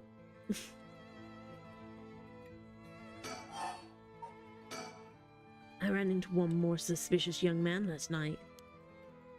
This one seemed to be out collecting soul dregs, right? Indeed. I couldn't get a good look at him though. I couldn't gather enough intel to properly identify him. Well, that's a shame. But I can make an educated guess. Oh? You know that researcher who discovered the ancient text on the Rite of Resurrection? The one that lives near here? His name is Hideki Araishi, and the man I met was very similar in stature. Oh my. Even he is involved? How awfully suspect. Considering his background, couldn't he be the one who initiated the whole affair? I think it's possible, yes. Which is why I decided to refrain from making contact with him for the time being. Safety first. Understandable. Of course. I want to learn more, but this isn't the right time to focus on him. I think we may be surrounded by curses and death, but it matters little. My only concern is whether I can see my child again. I prefer to ascertain who else is a curse bearer. First, I'll return to Heihaku Shops to see that man in black. Their headquarters are down South Waragwesui Street. Well, that's all I have to report. Shall we continue on with our investigation? What do you want to do? If you still can't use the curse stone, taking a walk should be a fine place to start. Right. Let's go together. I want to see what's going on for myself. In that case, I'll trust you to decide on where we should go, ma'am. Okay, so now we can move. So, what are our options? We have South Waragwesui Street. I can never say that one easily. Waragwesui Street. Waragwesui Street. Oh, I'm actually doing... I accidentally clicked on it. We're going there now.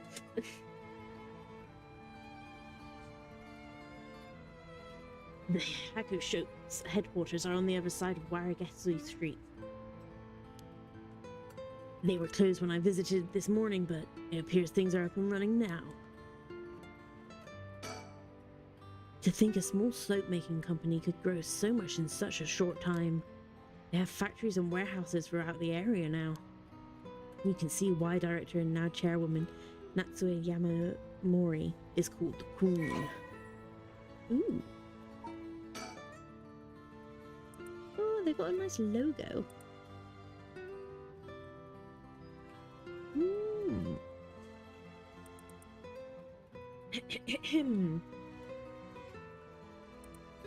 Heihaku Soaps, a chemical producer that ranks 4th largest in the domestic detergent market and 7th largest in the cosmetics market. 7th? Like the 7 mysteries? Dun dun dun. I've connected the 2 dots. You haven't connected shit. I've connected them. From its humble beginnings as a small soap factory established after the war in 1946, founder Natsue Yamamori utilized her feminine perspective and a well-timed economic boom to boldly lead the company into new markets. Even as the market grew crowded with the industrialization of Sumida City, the company continued to expand, digging its roots deep into the area. In particular, it's established itself as a household name by focusing its branding toward the rapidly expanding convenience store market. Its flagship products now include cosmetics, detergent, soap, shampoo, and more. The company's name, Heihaku, can also refer to kasuri, a type of patterned fabric. Oh, is that why it's got this kind of pattern? Maybe.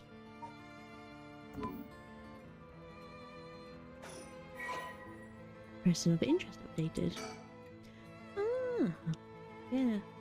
I think we met her briefly with Shogo Okie's route. Natsue Yamamori. Sex, female. Occupation, company chairwoman. Curse echo, unknown. Natsue is the former president of Heihaku Soaps. Oh, former president. Did she resign then? A large chemicals company. Though she retired from her position 2 years ago, she still wields great influence over the company from her position of chairwoman. Recently, there have been rumors about her possessing strange and powerful magical abilities, earning her the nickname the Witch of Heihaku. Prior to the war, Natsue enjoyed working with her dream job at a textile factory. She was forced to face the bitter reality of the world, however, when the factory was destroyed by a fire during the war, and she was ordered to rework the fabric she had painstakingly crafted into something more suitable for blue-collar work. Witnessing the rise in popularity of Western-style clothing in the post-war period, Natsue left the textile industry. However, a nod to her past can be seen in her company's name, with Heihaku being another name for kasuri, a type of fabric featuring patterns and images woven with dyed fibers. Having long been dissatisfied with the soap supplied at the textile factory, Natsue saw a business opportunity and set up her own small soap factory. Taking inspiration from imported soap brands, she developed new products which quickly gained a good reputation. Ever the shrewd businesswoman, Natsue ran an aggressive promotional campaign on TV featuring a popular Japanese singer, rapidly turning Heihaku Soaps into a household name. I mean, I respect that. She saw an opportunity and went with it and obviously did very well for herself. You mentioned that Takumi works here as her secretary. That's correct. Do you think it's possible he's acting on her orders? That's exactly my thinking. A curse bearer with both money and power could certainly look at resurrection as their next prize. Negotiating with a person of that stature may prove difficult.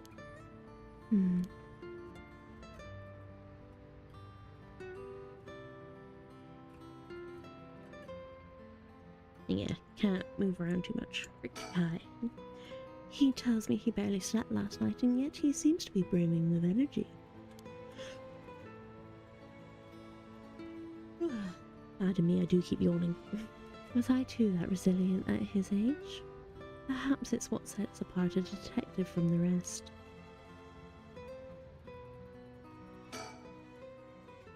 First, I need to confirm whether Takumi is the man I ran into last night. Then I'll be able to determine if he's a curse bearer. It'll be better if I go inside of the headquarters alone. You should walk around, visit a cafe for some tea perhaps. Okay.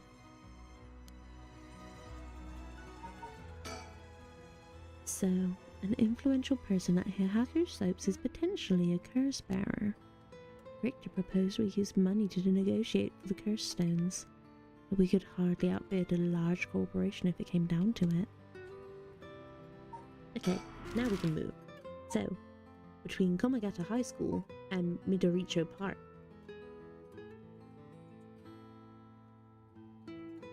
Ba-ba-bum.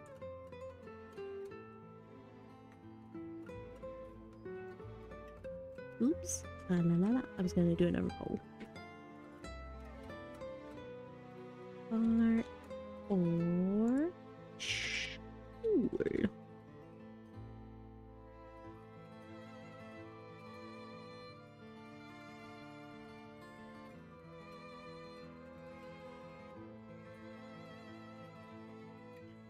Where are we going? Where are we going? What we doing? What we doing?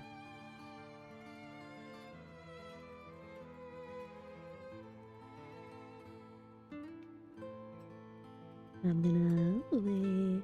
Excited, flush, angry. Boo boo. I'm gonna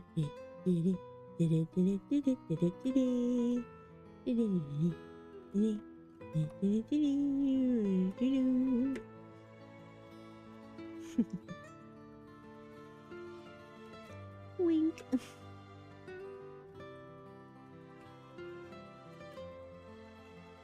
Oh yeah, I should have used this expression when they were talking about the gross teacher. Just, ugh, this piece of shit.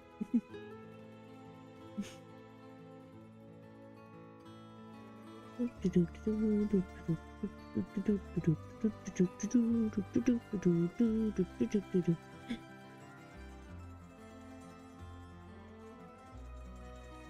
we could either go to the park, where I could bloom like the beautiful flower I am, or to the school, where I can bloom because I could just bloom wherever.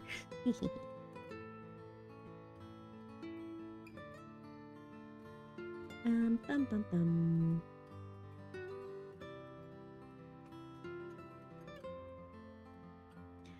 Okay.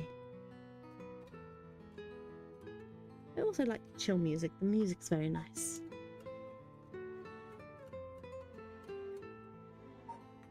Okay, gonna end the poll in 5, 4, 3, 2, 1. Plonk. Okay, we're going to the school. Bloop. Because then they'll find out that that teacher's dead and it might not be that long of a trip. I thought he was going into the building. Here we are at Ground Zero, Komagata High School. I guess it's logical that the police got this place shut down. The teacher's body was found here after all. I'll try that sentence again. It's as if the students have nowhere to go now that the school's closed. The news has attracted a bunch of curious onlookers, huh? That works in our favor. The more people around, the better we can blend in.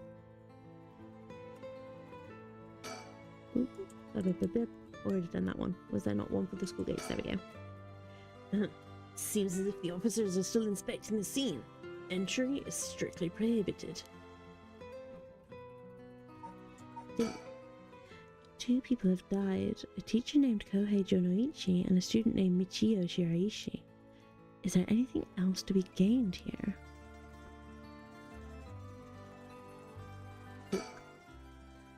This place is said to be connected with the story of the Fool's Procession. I wouldn't be surprised if a curse bearer decided to turn up. However, I need to find out if that teacher was a curse bearer or not. I expect the police will to be baffled since they don't know about the curses. I can ask around and see what the students have to say. Let's inquire. Alright, I'll go ask the students about Michio.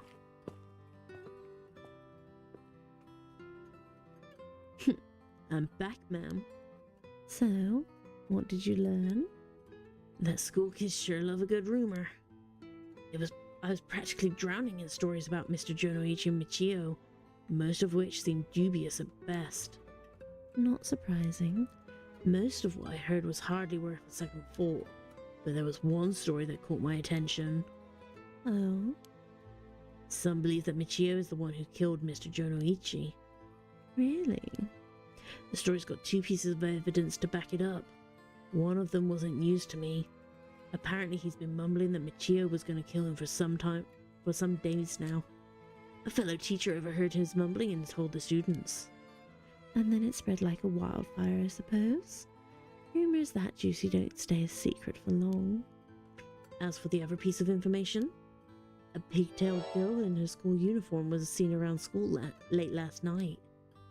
Go on. Although numerous people claim to have seen the girl, not one of them saw her face. Some are proposing it was Michio brought back to life, or that was her vengeful spirit. But it's not like Michio's the only high school girl to wear pigtails. This rumor might have been made up just to fan the flames. But if it were true, I'd want to get a hold of her in order to hear her side of the kidnapping. If she's alive, that'd be ideal. There's still one more thing I should mention. I discovered where Michio lived. A student had a list of student addresses on hand. That's an amazing find. I believe all the students actually have a copy of said list. It truly worries me how easily it was to obtain what could be confidential information. Imagine what would happen if that information got into the wrong hands. Well, so far it hasn't, no? Sure, let's hope it stays that way. In the meantime, it's now possible for us to visit Michio Shiraishi's house. Okay, so I think that's all we can really do here. Let's move, because now we also have Michio Shiraishi's house and Midoricho Park. But because that one kind of follows on from this, we're going to do this one next. Near the Shiraishi household. I'm going to drink more water. Hydration check. Hydration check, everybody.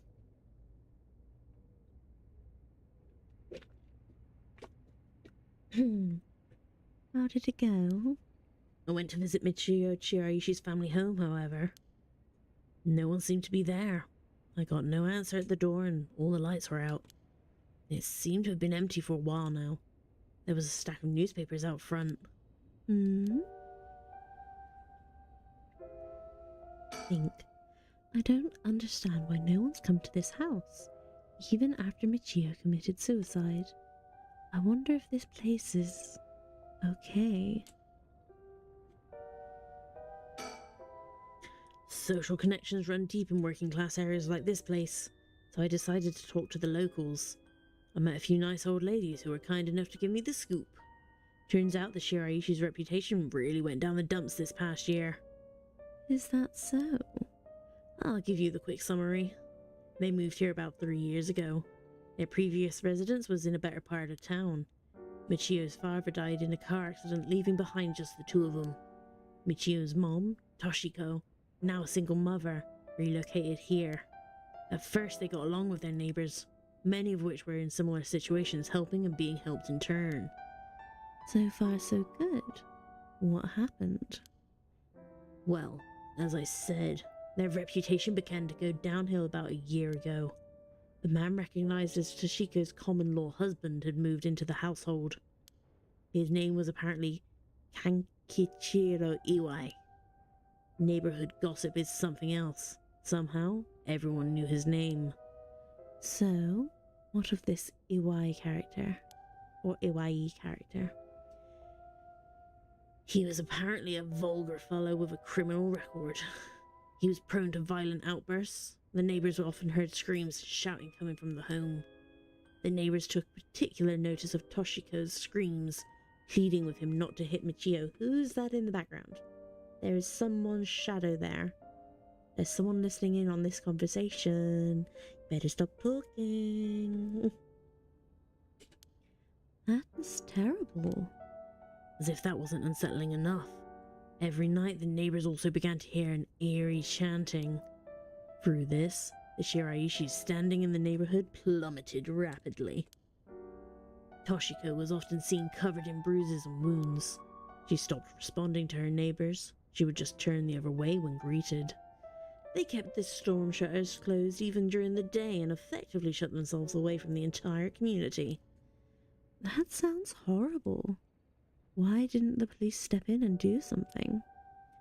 Unfortunately, under our current laws, the police aren't allowed to get involved with domestic disputes.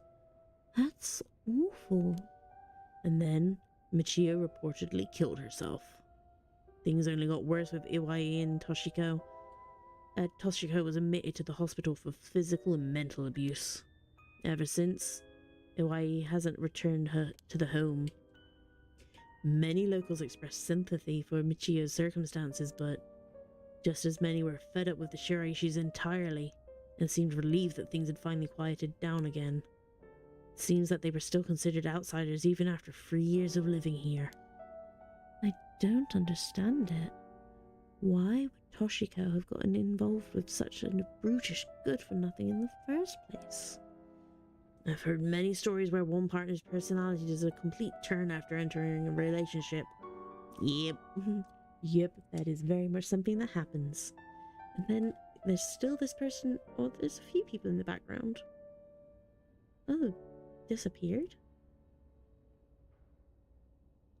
Unless it's just meant to show that it's like still a busy street, maybe. After her first husband's death, Toshiko's financial situation had also taken a turn for the worse. She was determined to send her daughter to a good high school. It's possible she fell victim to sweet promises. Life can be tough, I suppose. You don't seem moved by the story, ma'am. That's fine. People have all kinds of stories. Pardon me. Oh yeah, no, he looks rough. He looks very not like a nice person. And he's bold. Slap, slap, slap, slap, slap, slap, slap, slap. But yeah, is it Iwai or Iwai? I think it might be Iwai.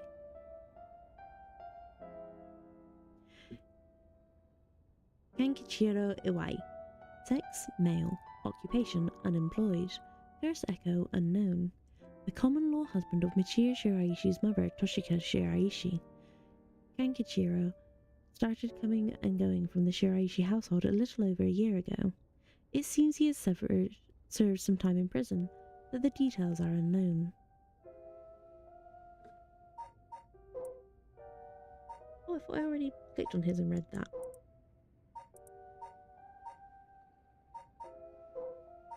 Okay. Oh, we didn't read Hitomi's one though. Hitomi Okuda. Sex, female. Occupation, high school student. First echo, unknown. Hitomi is a rebellious student in Class 2A at Komagata High School. On the rare occasion when she does show up to school, she skips all her classes and spends her time hanging out on the rooftop with her fellow troublemakers.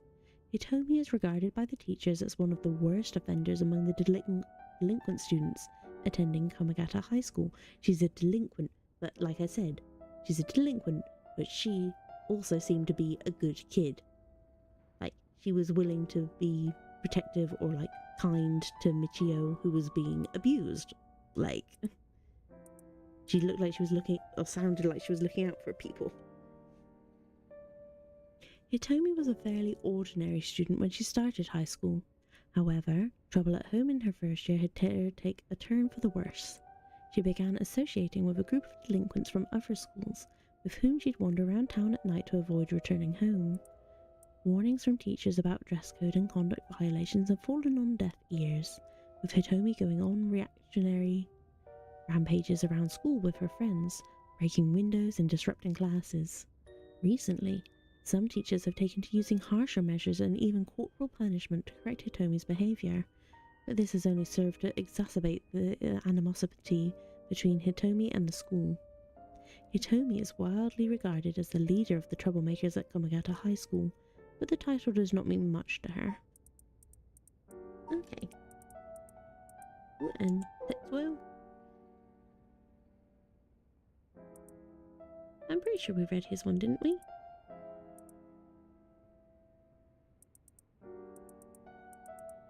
Did we read Tetsuo's? I swear we did. We read Richard Kai's. Pretty sure we did.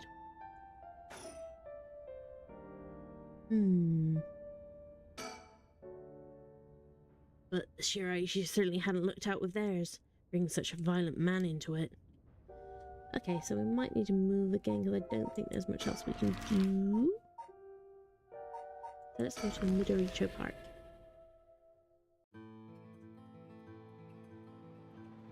Midoricho Park. We're here. This is Midoricho Park. Ayame Tono lives around here. She wasn't in her apartment when I dropped by this morning. I wonder if it's worth checking again. This place is connected with the story of the Taiko of Sugaru. Not only that, Katsushika Hokusai's home was also in this area. That might be why Ayame chose to live here.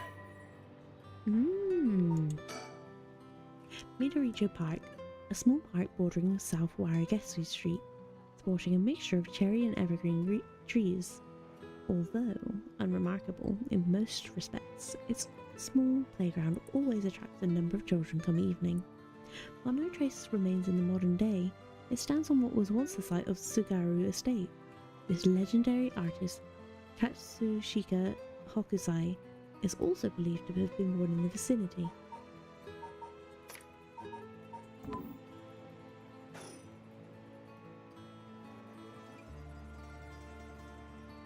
Ooh,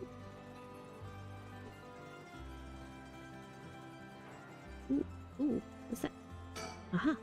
Another delinquent bird. Hell yeah! Oh, good going, ma'am. You found haiku. That's a rare one. Is it now? Mockingbird number 7 discovered. Open updates page. Heck yeah!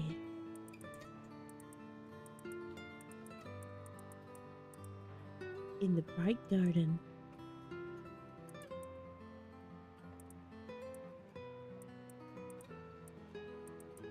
I feel like I've missed a bunch then.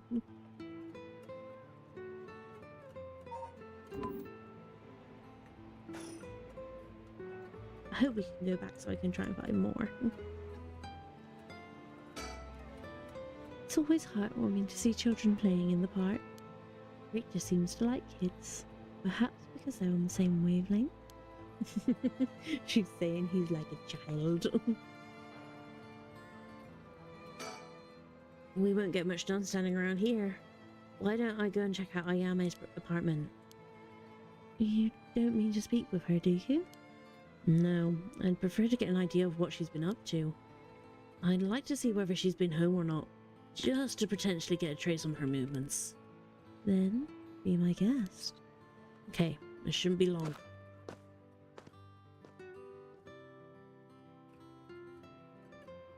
I'm back, ma'am. So, nothing? I'm afraid so. She still hasn't returned. However,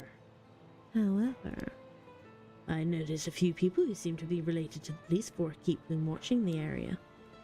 I don't know if they've got eyes on her apartment, but they do appear to be watching the building it's in. Interesting. You've got a sharp eye to have noticed them despite them being so covert. What can I say? It's part of the job. However, it meant I had to refrain from knocking on her door or looking through her windows. I wasn't able to check on her electric meter or mailbox either, unfortunately. You were planning to go that far? We won't make much progress sticking around here. Okay, so he wants us to move again. So if we go back to Sapphire Sweet Street, because he didn't end up going inside the soap building.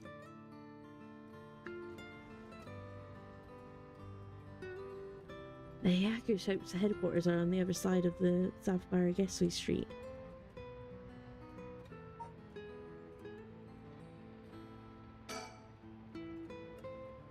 Back in the Edo period, the canal known as Sapphire Gesui ran through this area, but it's been turned into a major road.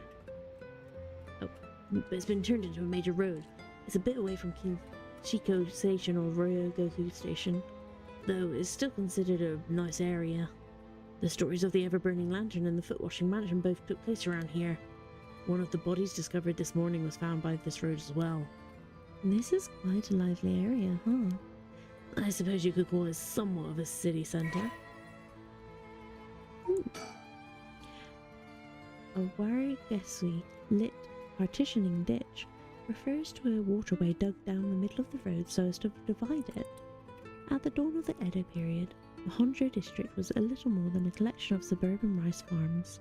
As the area became more developed, the South Warigesui was excavated in order to drain rainwater into the Yokojiken River to the east. Though it served the people long and faithfully, it was converted into an underground culvert at the beginning of the Showa era. In the present, no trace of it remains on the surface, but the street that bears its name.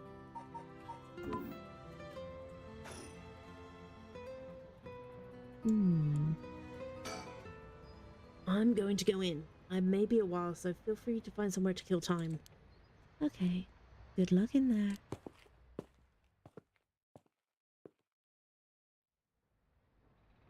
I'm sorry to keep you waiting. How did it go? I'll fast forward to the conclusion. I met with Takumi. There's no doubt he's the same man I saw last night, but it doesn't seem like he's a curse bearer. That doesn't mean he has no connections to the recent curses. He knew about the 7 mysteries. He even guessed it. We have a curse stone of our own. Excuse me?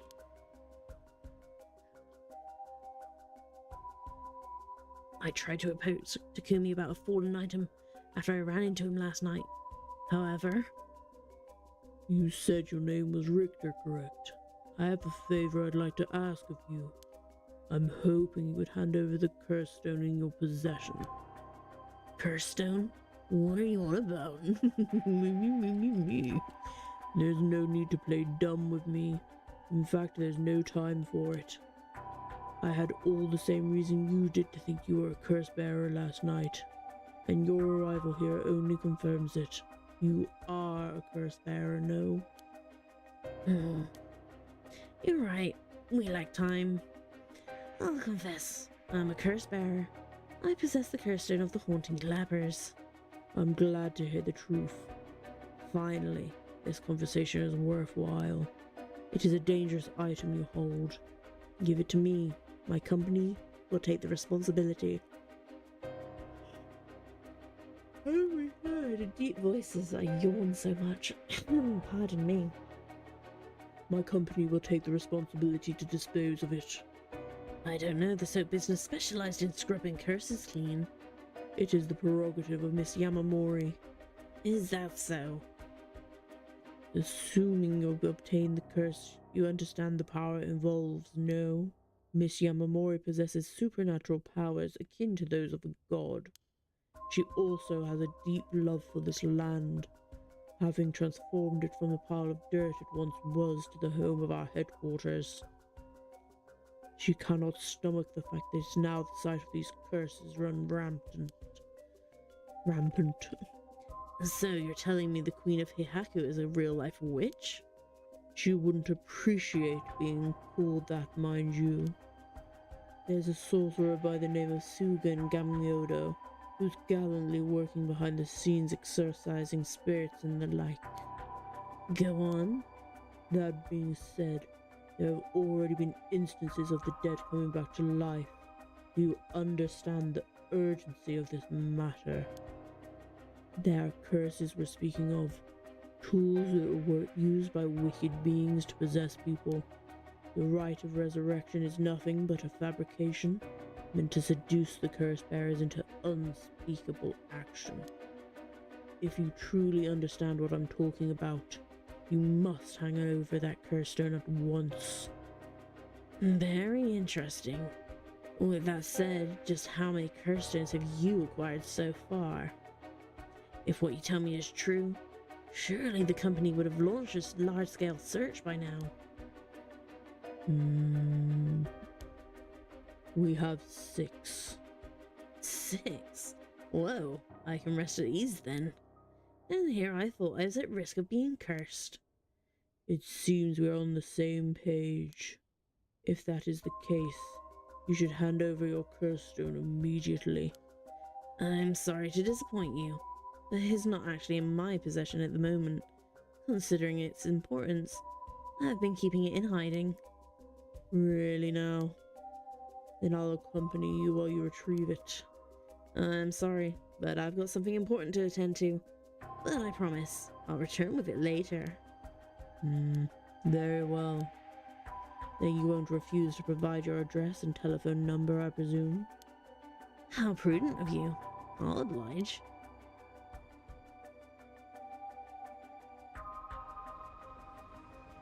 And that's how it went. So, they aren't after the writer after all. I wouldn't be so quick to trust him. Oh? I believe we're dealing with a master in deception. He may well have made up a story to convince us to part ways with our stone. I think he was lying about having procured 6 curse stones as well. Like, really? 6?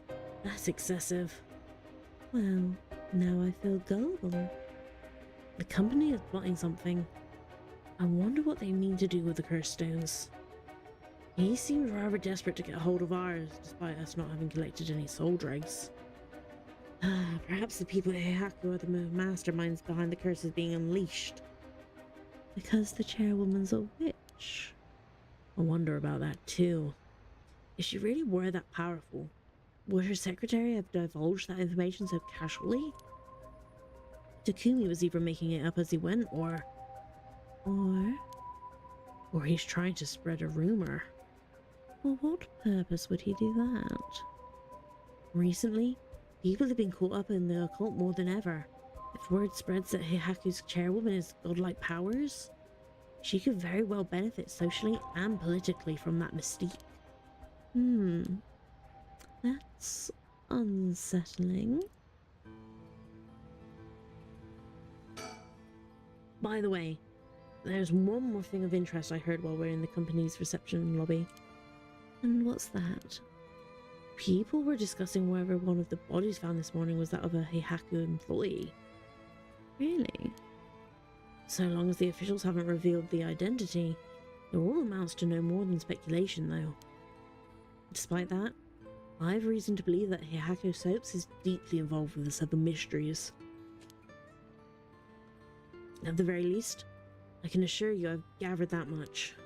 The more we know, the better our negotiations will go. Think. How interesting that the Queen of Heihaku, or the Witch, whatever she is trying to get her hands on the rite of resurrection. It's like some kind of dark fairy tale. Regardless of what is or isn't true, we must stay one step ahead. In the meantime, we should be off somewhere else. There's no reason to stick around here any longer. Okay, let's move again.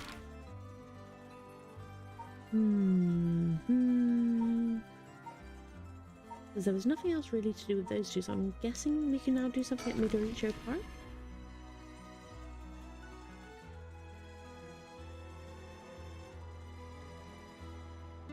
We're here, this is Midoricho Park.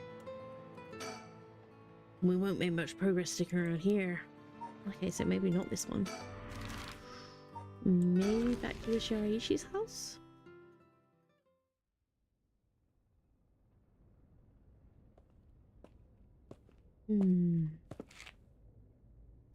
I doubt anyone's still living here. Oh. So you came here too? What is it? Oh. Ah. Could you repeat what you know one more time for me, Richter? Ah, now they've met up with the policeman. Interesting.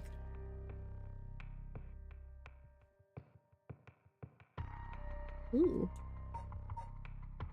So, that's why it's fancy sushi. Now we're gonna go back to that one. But that'll be another time. So if I go here, ha ha ha. I can make myself a little bit bigger in this one. Big and big. Big. I'm slightly blurry because it's not the same resolution. Big. Big. Yeah, it makes me more pixelated.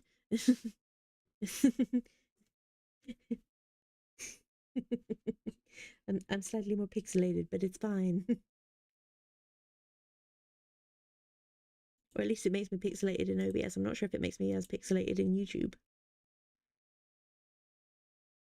Hang on. Wow.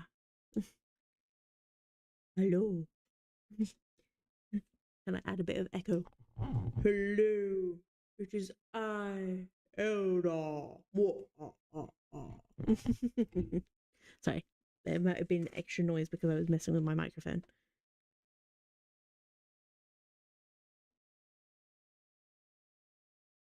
But yeah, anyway. Gonna shrink myself back down. Meow. Meow. Ooh.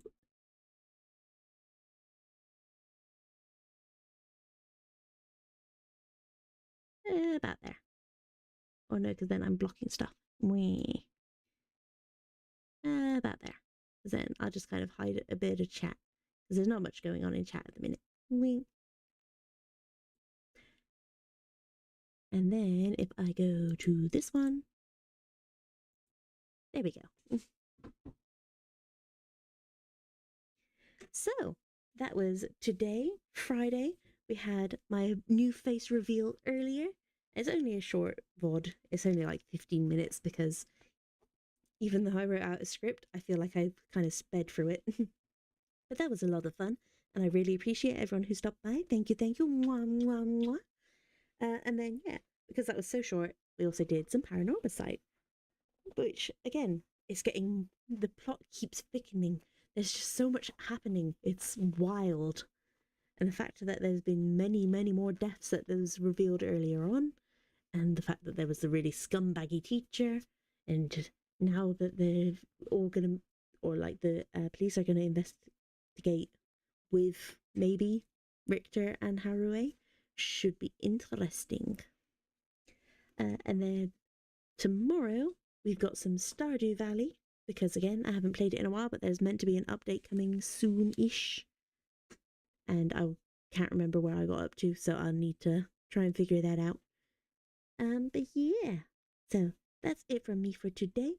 I hope that you guys had fun. I had a lot of fun today. And yeah, I'm gonna try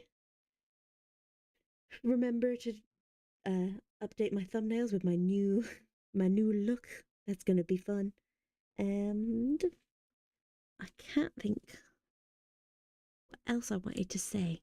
I always do this. I need to write down stuff more, I believe. I need to just have notes up on the side, just to be like, ah yes, the things that you wanted to talk about before you forget. But yeah, that's it from me for today, because my brain is very empty and it's gone past midnight, because I always start these way too late. I think the only other thing saying next week I might be having more days off, just because I'm going to be very, very busy at like work. And this is just kind of extra for funsies. So yeah, I'm going to head off to bed. If you're also heading off to bed, I hope you rest well. If you're just starting your day or carrying on with your day, hope you have a wonderful rest of your day. Make sure you drink water. Make sure you have a little snack. And that's it from me. Okay. Bye bye bye bye bye bye bye bye bye bye bye.